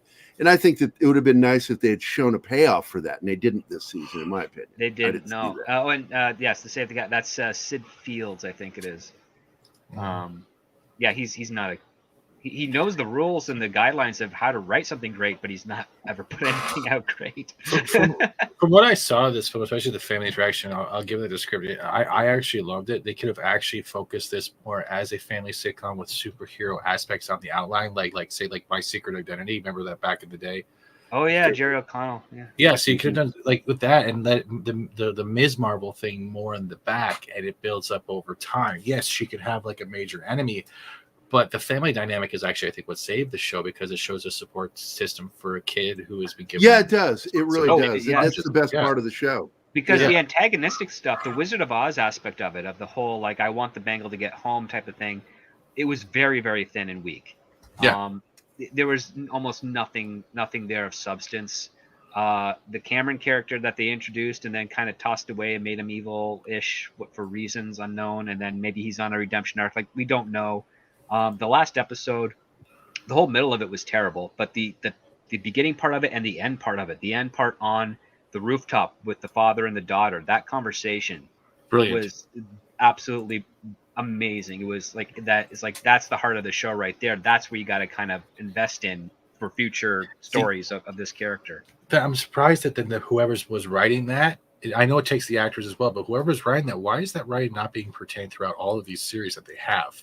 And not everything has to be a family dynamic, but you can still apply the coercion of two characters developing a bond, which we did not see in Hawkeye at all. I think it had to do with the fact that the show was ordered to be reshot, which means that a lot of stuff had to be rewritten. So the writing staff involved had a significant amount of time to think about what they had already wrote, which was then produced and shown and failed. And with those notes on top of their own ideas that they were dwelling on, and like, oh, maybe I should have done this, maybe I could have rewritten this, because again, they write under a very restrictive deadline for Marvel, is my understanding. So they ended up having like these several months of turnaround time between the time they finished writing and the time that the show was being tested and then deemed it has to be reshot. That's a good amount of time for really thinking on your ideas and getting them refined and focused, and with the direction of the notes being handed down from above, zeroing in on what's going to be the best part for this show. I wouldn't be surprised if later down, either later this year or sometime in the near future, we get a timeline of the actual production of this show, and it probably lines up closer to a timeline of a traditional season of television with regards to concept, getting the scripts written, put into production, and then debuted. If you match it up to Miss Marvel, it'd probably be right on course, which means that, the old model of network television back in the day, where you would start writing your shows a few months ahead before you even started shooting, you had all this time to really focus on your writing team to really focus on one episode at a time, usually between 6 and 10 weeks. And I mean, that's a lot of time, and most shows these days don't even get half that for putting an episode from concept to completion done. And I think that's why all the aforementioned Marvel shows were just terrible. There hasn't been many good ones, and the ones that we thought I think honestly, WandaVision, that was the kickstart to the failure. I think it's like they did reshoots and it turned out worse than before, didn't it? Yeah, I mean, Like first half had a really great hook and intrigue, and things were kind of going in an interesting direction, and they completely dropped it. And then Loki was a rocky start. Same with Falcon and Winter Soldier. Hawkeye had way better potential and better execution than all of those, but was still really lacking in a bunch of other parts. And Miss Marvel here got the closest. Yeah, it sucks because honestly, I believe if WandaVision stuck to whatever guns it was supposed to do, and it did decide to deliver us Mephisto, it would have made more sense with Multiverse of Madness and other films, because with Mephisto, she would be on a journey to save her kids through the multiverse, trying to find which Mephisto has it, because she was using the Darkhold to search for them. She didn't know exactly where they were. So why didn't you just keep going with that? And I know it was bending the knee to the China crap, but the Mephisto storyline was there. Funko backed it up with the toy leak from the New York Toy Fair. Everything was falling in line, and then they just went full Batman versus Superman and copied the fight scene with Vision, and then brought in the Ralph Boner, messed up the use of Quicksilver, even if it wasn't supposed to be Quicksilver. And then they turned it into this weird fucking evil I Love Lucy who was Hagatha all along. And I was like, okay, I just spent 3 hours going through a 2-minute trailer at 0.25 play speed. And this is how you've gone with this show? You had every Marvel. They needed Mephisto, though. They really did need it, because the ending of Doctor Strange into the Multiverse of Madness absolutely was dumb. Their ending was stupid. It absolutely shows a person murdering people, murdering them. Oh, she was just having a bad period, is really what it falls down to. She was having an off day, so everything's good now. She's back to normal by the end. It's like, they needed Mephisto to give an explanation as to her behavior, that it wasn't her. And they, by doing what they did, by skipping over Mephisto, they completely screwed up the series and that fucking movie. It wasn't even just that they screwed it up. They said, hey, look how much care we can do, and then we can screw it all up. I don't know if scripted humor, any of the research I did when I went to that show. Oh, I remember a lot of it at the time, because you were incredibly invested into it, and yeah, I mean, you had grounds to be so, because again, the first 3 episodes were pretty intriguing. The trailers themselves, and the fact that you had to go through a scene because they would hide Easter eggs in such a brilliant fashion, like when you're going into the different show intros, and you'd have to look for Grim Reaper's helmet, and when you see that in between floors, it's like in between the floorboards. Yeah, I love that. I was very, very upset with that. Oh my god. Yeah, I mean, and then when you get into the Hulk, it's like, or She-Hulk, which is a character I really enjoy. I mean, just the fact that she came from, a desperation to secure a license for the character, and then people ended up taking her in really, really fun and interesting directions over the course of essentially the next 16 years, like from 1980 to 96. There's a lot of potential to mine from there. And the one thing I was kind of shocked at is that you have the scene in the trailer where Hulk is doing like yoga positions with Jennifer, and I'm thinking, in what period of time, like she just does it expertly, and I'm thinking, okay, I don't know a single woman in her mid 30s that's kind of independent and in a stable job that doesn't do yoga. So of course she's going to be really expert at that. Like they've been doing it for 15 years at this point. There's a yoga joke in regards to that training thing, which she should be saying, "Why are you teaching me yoga? I've been doing this since longer than you've been the Hulk." Right. Because that's what women in their 30s do a lot. Like I see hundreds of them every day whenever I go out to work in the morning. They're all in their yoga pants with their yoga mats and their windbreaker jackets, and they're all going to the closest yoga studio, and they've been doing it for a decade at least. It's like, okay, single independent woman with successful career, obviously you're doing yoga 5 times a week minimum. Yeah. Yeah, but part of my problem with Ms. Marvel, that is part of what you were talking about, script, goes back to even Captain Marvel, who gets way too much fucking love in this show, and is a character who's really not earned. Well, there's the an irony merit to it. that they get. There's an irony to it because she loves Captain Marvel, but everything she knows about Captain Marvel is wrong. Like in right, her video exactly. that she does, she knows nothing about her. So I'm wondering if they're going to have a never meet your heroes moment in the Marvels for her. Probably they will when all three of them are together. It's going to be a disappointing first reunion, and she's probably going to get scolded by Brie Larson, and then you're going to have Proton come in and try to ease it all out, saying we're all in this together. What's going on? Yeah, because Brie Larson is so. It's not just her character, but her in real life. She's so off-putting, and even how she is as a person comes through in the character she plays. Very off-putting character, and that's why I'm like, how can she really be so mesmerized with this character when she's really off-putting? Because you've seen so little of her. You just know her powers. And the one or two, significant plays that she made, like she saved Iron Man from space, and she got into a fight she destroyed all of Thanos' ships. Like that's all you know. Then you're gonna think that they're awesome, but if you don't know any of the other details of the behavior and the fact that this interpretation of Carol Danvers is really very unfamiliar to the traditional Ms. Marvel, except for like the time when she gets pregnant and she starts blaming the Avengers for stuff. That's pretty much turned to Carol Danvers. But that was a one-off. How about when she banged Doctor Strange, she became the Sorcerer Supreme? When did that happen? In the comics with Captain Marvel? It's like one of the newer ones, like last year. Oh, the more recent ones? Yeah. I'm talking about like stuff prior to like the 2000s. Oh, okay. I was back when comics were written well. Yeah, that's a pipe dream. Yeah, she had that. Yeah, Shinowski's right. Carol, she gave birth to her own sex offender. She's her own grandpa. Wait a minute, she got fried like Futurama fried? Where he went back in time and had sex with his grandmother so he could be born? Not that extensive, but close. Yeah. This is the shit we watch. Yes, people, we are crazy. Yes.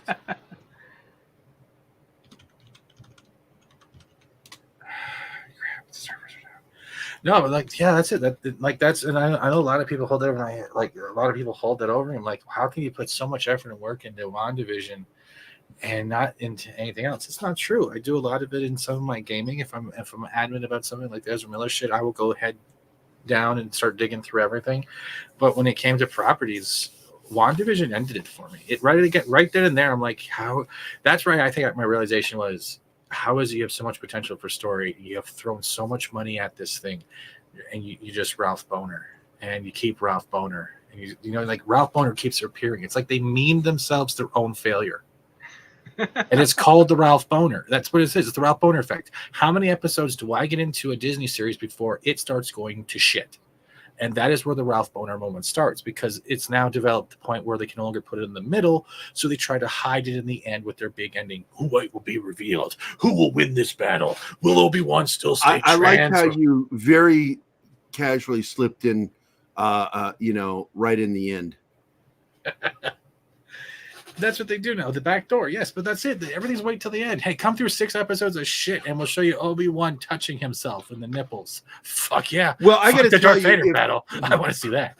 Like Kyle, you know, Zach's, he's got a video that I really think is well done that talks about the problem that they have with Obi-Wan Kenobi was that they used that circular studio, digital studio for a lot of the the scenes. stagecraft and volume, Volume. And it's a really good video because I didn't even fucking notice that.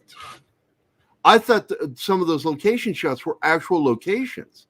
And once he started pointing it out, I'm like, oh my God, you're right. It's always in a circle, in a small area. Some of it just really got fucking ridiculous and stupid with the really that episode where they run into the stormtroopers was moronic and started out good and just went to shit really quickly. And then the whole confrontation with Darth Vader and how that fucking woman left a small child alone in a tunnel when she was put in charge of that child. Yep. You know, to go help somebody else. Don't worry about that fucking kid. And of course, what happens to the kid, you know, and how the fuck did that character, Reva, get around her? How did she get at the other end? It made no sense. Force speed. oh my God. How you no, I can't. But I also, can't think that fire only went out about 15 yards. Why didn't the stormtroopers or Darth Vader go around it? Or why anyone didn't go around Vader it? use the Force against that power droid? I just thought nobody even cares. So if you don't care, why should I care? Well, I'm here's the sounding other like part Josh too. Becker. So there's that meme thing where like Obi-Wan takes out the laser grid so that he can walk past it.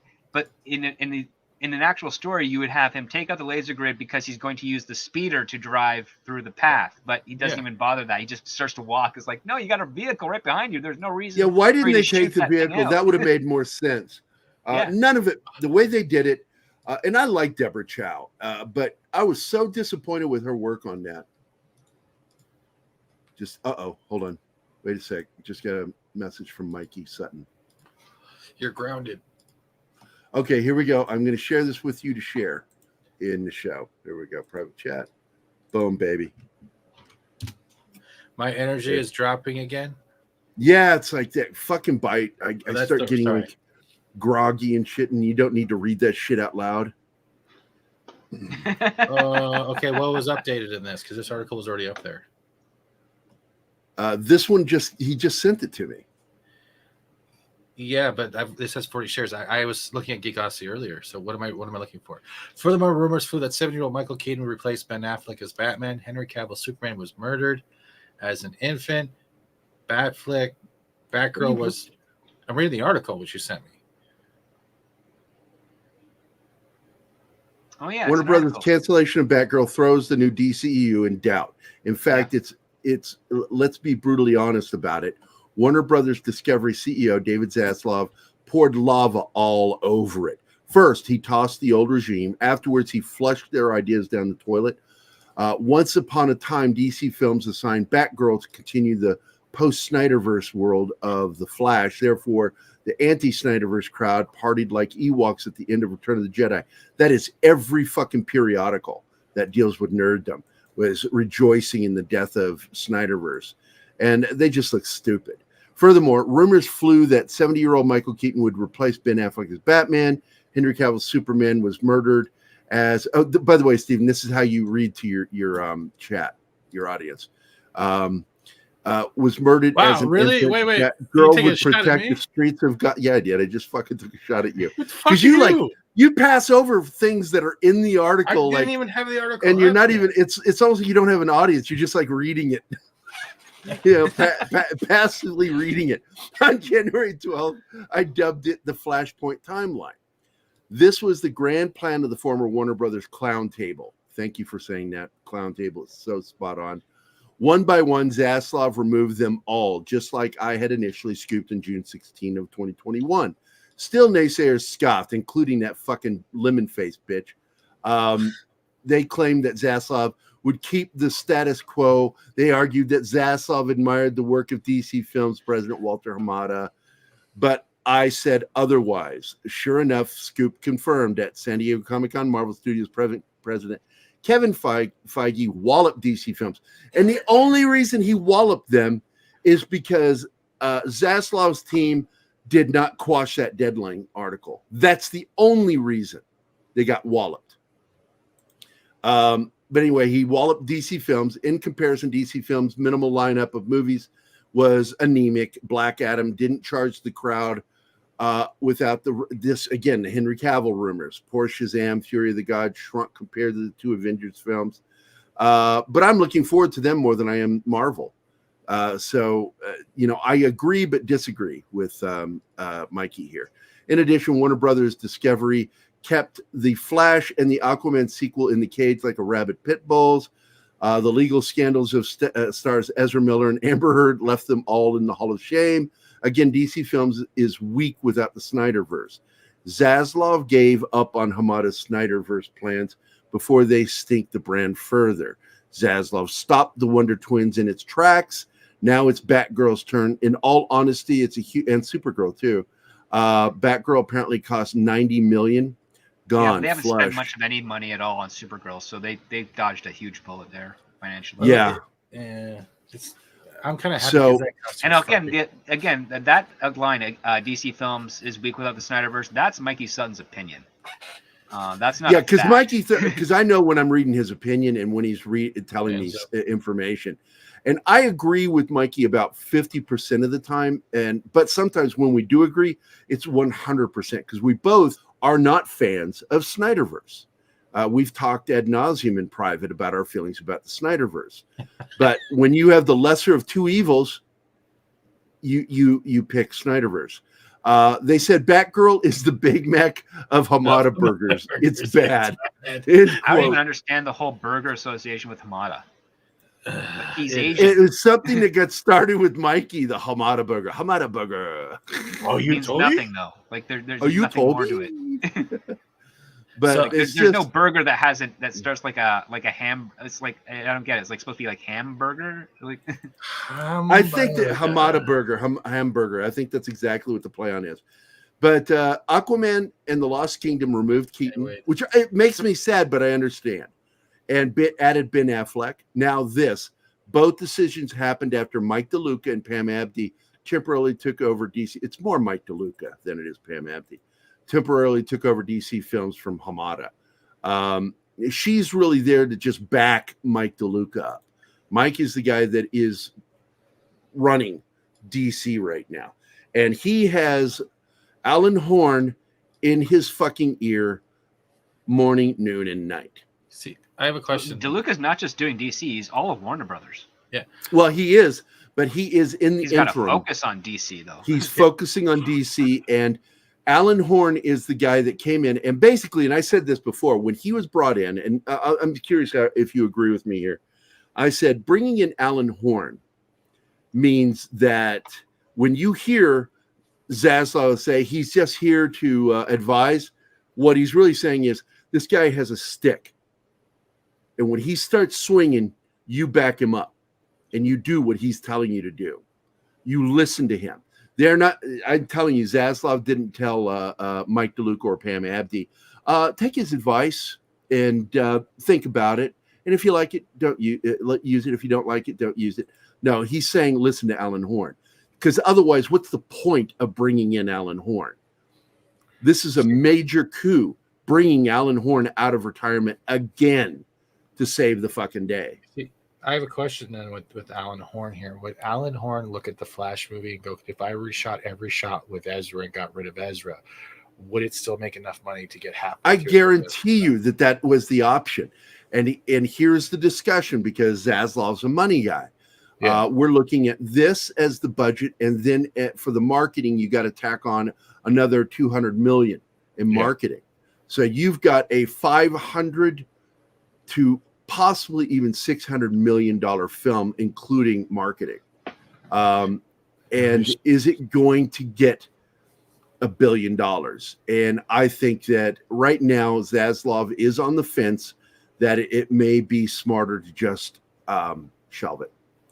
It would be entirely smarter to shelve it because there's no what's called in the industry the strange attractor. There's nothing of that to the film aside from the fact that there's a scandal behind Ezra Miller, which is going to do more to hurt the film than promote it.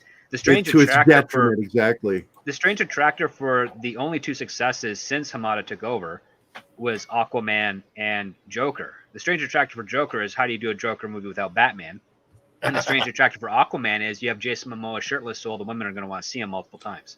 Well, you bring that up, and I'm glad you brought that up because that was part of that's what started the conversation with Mikey today, was that he released an image of Frankenfurter from Rocky Horror Picture Show. Remember that dancing, and he said, "Welcome to the Joker 2." And it was supposed to be at Arkham, but not Arkham from the Batman games, but Arkham the musical. And it was going to be a psychological film dealing with a guy that lapses into musical scenes. It absolutely was canceled, shut down, ended. Before we even got wind of it. The only reason we got wind of it was because it got canceled. And that was killing me. I was like, "Oh my God, are you?" I asked. Even Andre responded like, "Oh my fucking God, is this real?" And Mikey's like, that was from the Madness script that Miller put in. I want to know if Zaslav and Miller have even talked yet. I don't know, man, but somebody was smoking hash over there that came up with that fucking idea.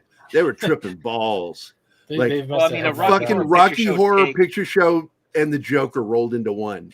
No. I mean, that can kind of work because the Joker would be the one singing songs, and then if he's slowly manipulating... Yeah, he breaks into songs in his head, while in reality he's beating somebody to death. You know, or he's being beaten himself by the orderlies. But then you also have like the corruption of Harley Quinn. Well, it's the Brazil. It's the Brazil fantasy. Yeah, Brazil. Yeah. Because and you know what I'm talking about, because the real ending of that film is not the ending that we see, but that he's sitting there being tortured to death, but he in his mind is escaping with the girl, a happy ending. And you know, and that's such a dark, powerful, and painful ending. Now, if they had gone dark like that, maybe, but the way that Mikey wrote it was going to be the Rocky Horror Picture Show, but with the Joker. God, I mean, that's not necessarily a bad idea. You just have to find a sweet spot with the execution, because the one thing that I know of is for sure is that you throw Rocky Horror Picture Show in a local theater, it's packed every night. Yeah, exactly. Hey, good night, Dust Wolf, and I'll see you later, buddy. Take it easy. Can someone nail the nude porn bot while I copy the address, please? Thank you. Never mind, I got it. He's gone. I'm sorry, I stopped for a second to read some of the comments. Okay, Shinatsky says, by the way, he meant to say losses. It's loses, but he meant losses. I know what he meant. Typo. Caused before the middle of the month due to the change over do not count as being on his book. So it's open season to cancel stuff. Yeah, it absolutely is. AT&T. This is Red Wedding Part 2. What we're seeing here. Before it was the Red Wedding for people at Warner Brothers being fired in the offices in executive positions. Now we're starting to look at projects and productions. And I'm telling you, and I will write a check to myself and take it to the bank that JJ's done. I hope with the way they're going, I don't see anything lasting with JJ. By the way, I think that's a huge mistake the way they did Namor. I don't have a problem with the Aztec version of Atlantis. What I have a problem with is the way that he looked in the trailer. What is it called? Sneak peek trailer, teaser. Like how he was chubby? Well, no, I didn't even notice that. Scott I'll have to go back and watch he's it. not like that guy. Yeah, What I disliked was the piercing through the nose looked really fucking off-putting. That was all my. It's like, what the fuck is that in his nose? Rather than who is this? Who is this guy? I'm like, what the fuck is in his nose? Because it's really fucking noticeable. It's center of the fucking screen. His fucking nose. But I like the costumes. I like what they're thinking of. Trying to get away from DC and making Atlantis more Aztec. I think that's interesting as hell. And that we're dealing with the god Quetzalcoatl, one of my favorite, ever since the movie came out when I was a kid, Q. You remember that movie, don't you, Script? Cube? Oh, yeah. Q. I like the movie. No, letter Q. Letter Meaning Q? Quetzalcoatl. It's a monster movie that Is that in the Larry late 40s? Cohen put out in the 80s. Oh, in the early 80s. No, I think because I know the Quartermass.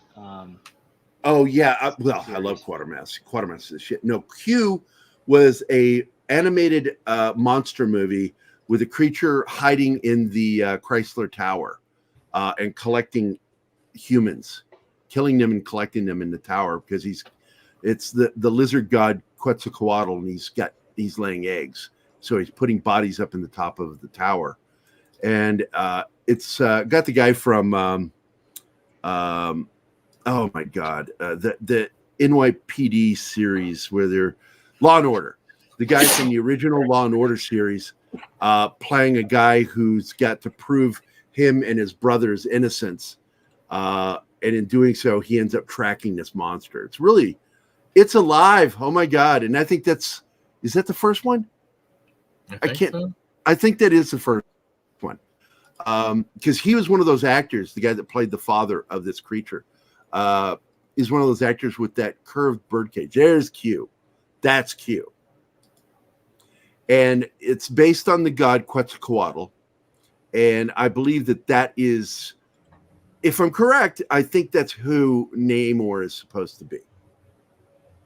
Is that god or a representation of that god. For this movie? No, he's actually the Jaguar.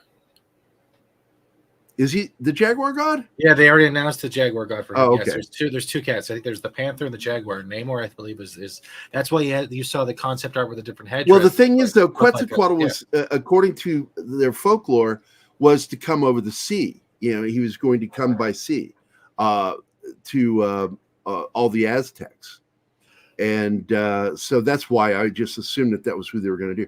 Q's got to play it somewhere because it's involving the ocean. Quetzalcoatl is the serpent god from the ocean. Probably, but if you look, it might, but you can see the cat in this. Looks a little dragony too. Yeah, and it has a little bit of lizard. If you look at the snake head, if you look at how it is. I don't know. I talked to on this one, of course, is Polly, because he knows Mesoamerican. You're roboting out a bit there. Is he roboting out? Yeah, he's roboting out. I'm roboting out. Yeah, we did. Yeah. Namor was one of my first comics, by the way, reading Namor as a villain up against the Fantastic Four.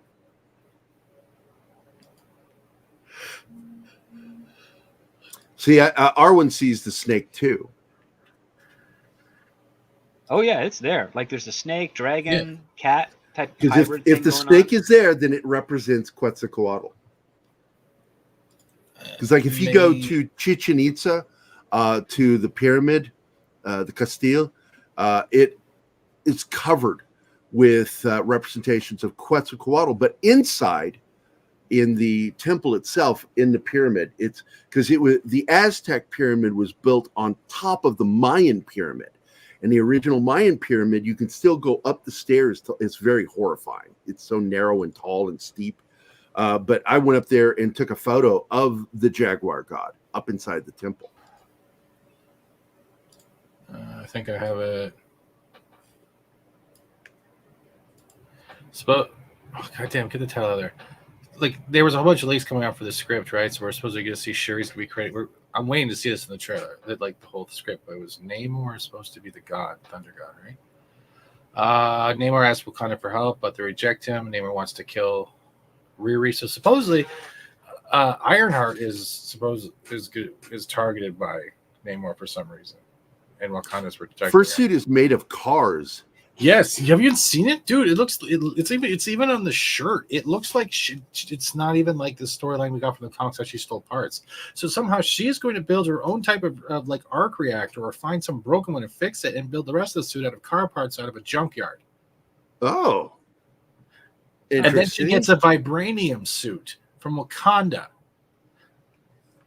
which makes no sense because not even Tony Stark had vibranium in his suit, right?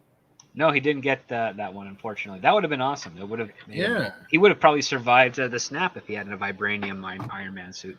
He would have also been able to survive fucking the way. Oh, do you think that would have prevented that from happening if it was made of vibranium? Is vibranium anti-magic or anti-cosmic power? Yeah. No shit, I didn't know that. Okay, that's cool. So there's a loophole in that. Yeah, so supposedly she's getting a Wakanda suit. This is all on my channel, guys, for those that are wondering it, because I compiled everything when the leaks started coming out, because the same person I got the leaks for Thor, they were dead fucking accurate. Yeah, and for those of you not watching Steven's show right now, you can catch the same stuff tomorrow morning on my show. Wow, thank you. Here's another. Oh, they got Lake Bell. Oh, she's good and attractive.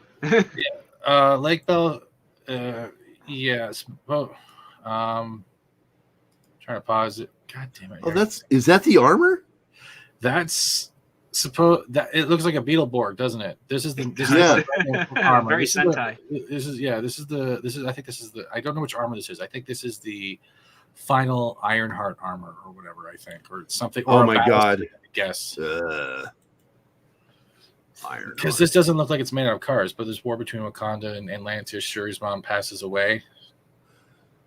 The Marvel movie stolen from a Japanese porn. And the post-credit scene's gonna have Doom, and like when you're looking at Doom, it's just what's with the fucking chin?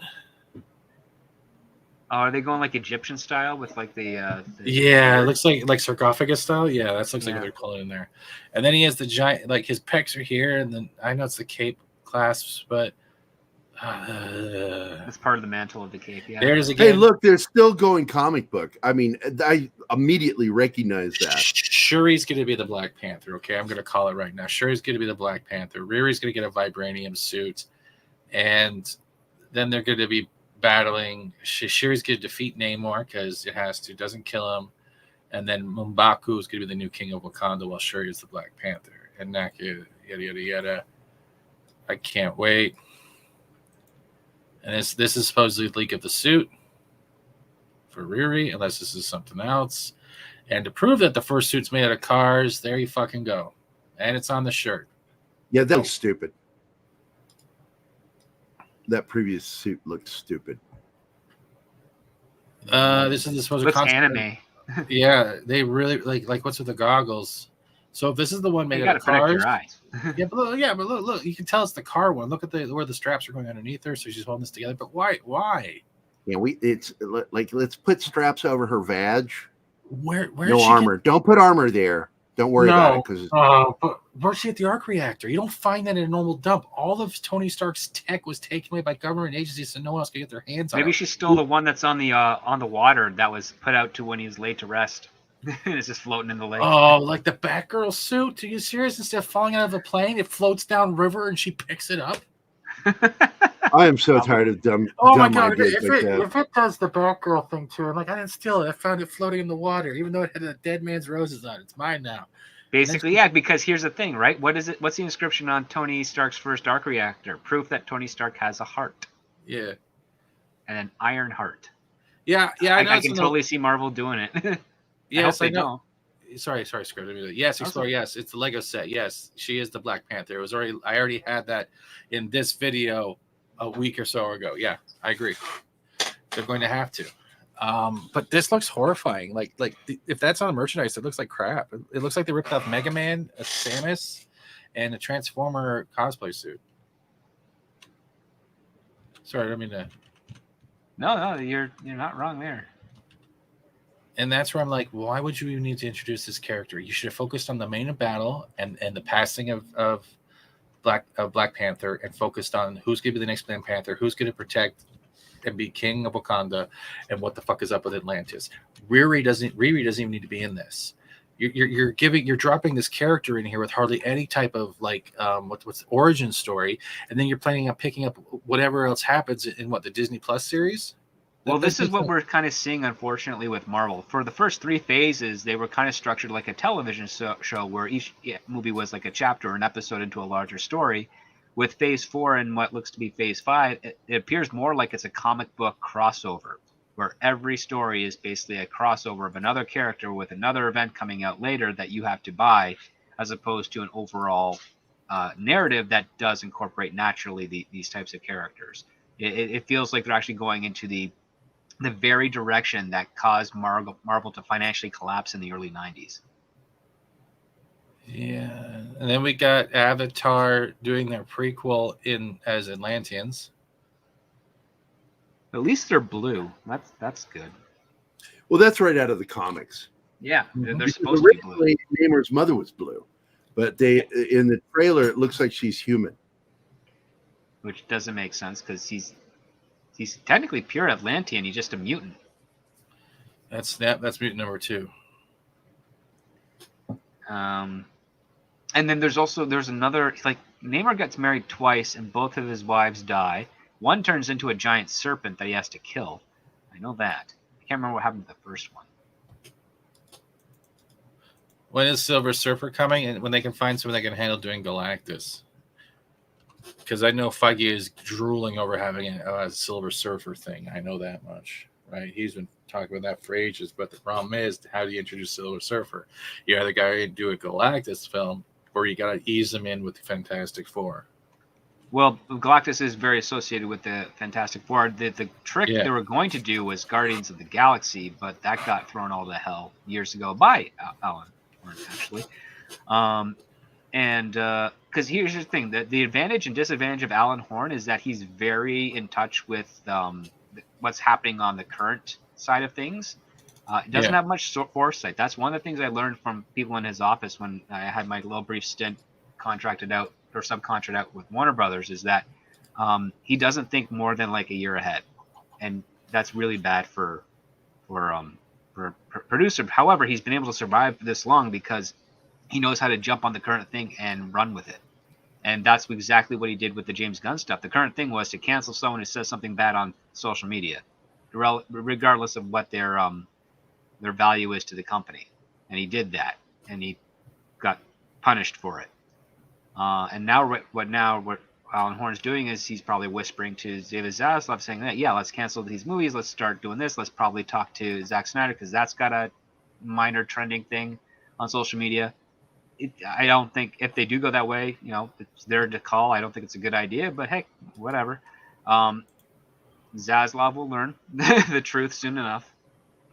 And then, that's why we got this, because we could have had Silver Surfer, Fantastic Four, Galactus, all those things if Guardians of the Galaxy was part of the original Phase 4 lineup that was going to be the cosmic side of things, as opposed to this hodgepodge, stuck together with duct tape and chewing gum, supernatural subplot that they're trying to do with Wanda. And Doctor Strange. They made the Kung Fu movie, Shang-Chi. It made it more magical than what Shang-Chi was in the comics. I'm like, why'd you do that? Because the rings are supposed to be alien and cosmic. They screwed everything up. And I know a lot of this goes on Victoria Alonso, but Kevin Feige... Don't buy into that, man. That is Feige's people doing that to throw her under the bus, because he, at the end of the day, is ultimately responsible. Yeah, he's the ANA, right? He is scapegoating her, which, don't get me wrong, she's done a lot of stupid stuff for a woman that's in her position that should know better. But Feige is the guy that gave her that power and let her do that. And he's manipulating his fandom to go after her because he screwed up and he does not want to take responsibility, even though he is 100% responsible for it. Because Phase 4 was it was trash. There was nothing linking everything. Everything felt like a random story that they couldn't put together. You know what? They should have not freaking done it. or you should realign. If you're focusing on the multiverse, I'm sorry, the multiverse is a grandiose place. It is infinite almost, and you give us phase 4 related to it. You have no idea, no research done, and you just threw a bunch of big names and you hope those pickles stuck on the window. And none of them did. Sony did better in the outrun. I don't think if Sony didn't drop No Way Home, I don't think any Marvel would have as much presence right now. They would basically be 4 strikes out. Yeah, at this point. Yeah. They would right now be asking for a pinch hitter and asking them to wipe off one of the strikes so they can take another shot. And the reason. Yeah, and the reason I say that about Feige is if you go back into the trades and you take a look at Avengers when that came out, that's when Feige's name started dominating the conversation with regards to the hand that guides Marvel. And he wants to stay in that position. But he's been making mistakes. And there's no one around that can take the fall for that except for Victoria Alonso, who a year and a half ago was promoted to a position that was invented for her because she was being pushed at that time under that Disney regime, pushed to possibly take over Feige's position because Feige was going to go move up and to do something else. And she was acclimating a new person to come in and take her previous position. But now with the way Marvel's direction is heading and Chapek at the helm with the board backing him, it doesn't look like he's going to be going anywhere from Marvel, and he needs to get back into that good graces with the fandom. And the only way he can do that is by distancing himself from all the mistakes that he's essentially responsible for because he gave the reins to Victoria Alonso while he was focusing on the Disney Plus side of things and figuring out what he wants to do for Phase 5. I mean, he pay more attention to the actions and not so much to what they're saying. You know, he knows he fucked up because of the way he phrased Phase 4 is over. Yeah. You know, we made it through this. Phase 5's on the way. But I have little to no faith with Disney's involvement, especially with anything on Disney Plus. I even have doubts about Mandalorian, the next season of Mandalorian. I really do. I feel that too. Yeah. Favreau is ready to quit. I don't doubt for a second the insiders at Talk to Doomcock saying that, because I was saying that a while back. I said he's got to be frustrated by what was done to him by Kathleen Kennedy and her writers group, and the betrayal of what was done on Book of Boba Fett, and worse than that, putting his name front and center on it when he wasn't even working on it. Well, she technically kind of pulled him aside to work more back on the Mandalorian while they were working on Book of Boba Fett at the same time. Yeah. And so while he was gone, she gave all the creative stuff to what's his name, Spy Kids guy, Robert Rodriguez. Well, he's part of it. There's also another producer, a female producer whose name has escaped me at the moment, but she is basically like the person that's involved in every single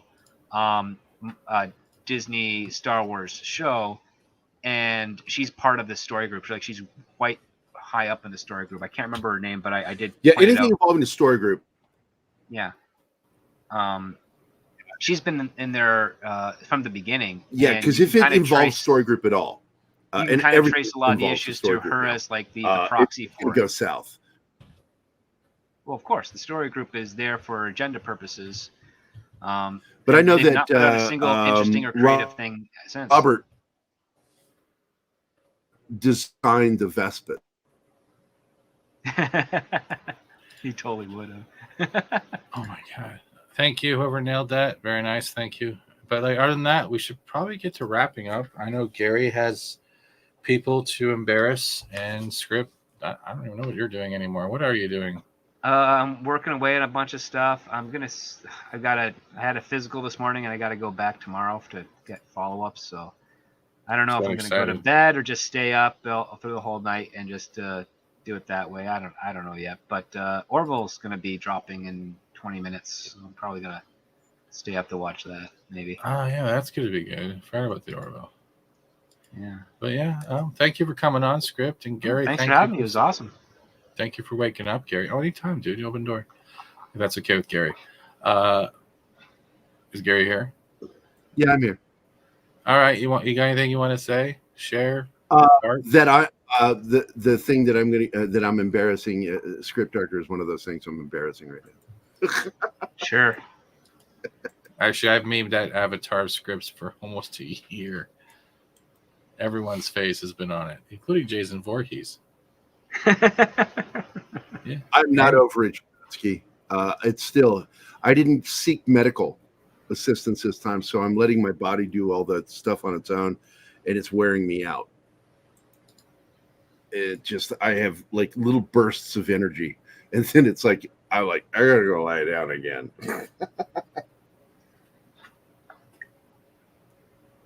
All right, then let's wrap up the show. This has been Shit Talk, the late edition, and I'm gonna make Gary take naps earlier in the day. Before I forget, this stream has been sponsored to by a Crying AOC, Bush, not the band, Triggered, and of course, Kentucky Fried Chicken shit. Thank you everyone for coming. Oh my God, I just realized I'm surrounded by Canadians. We're out.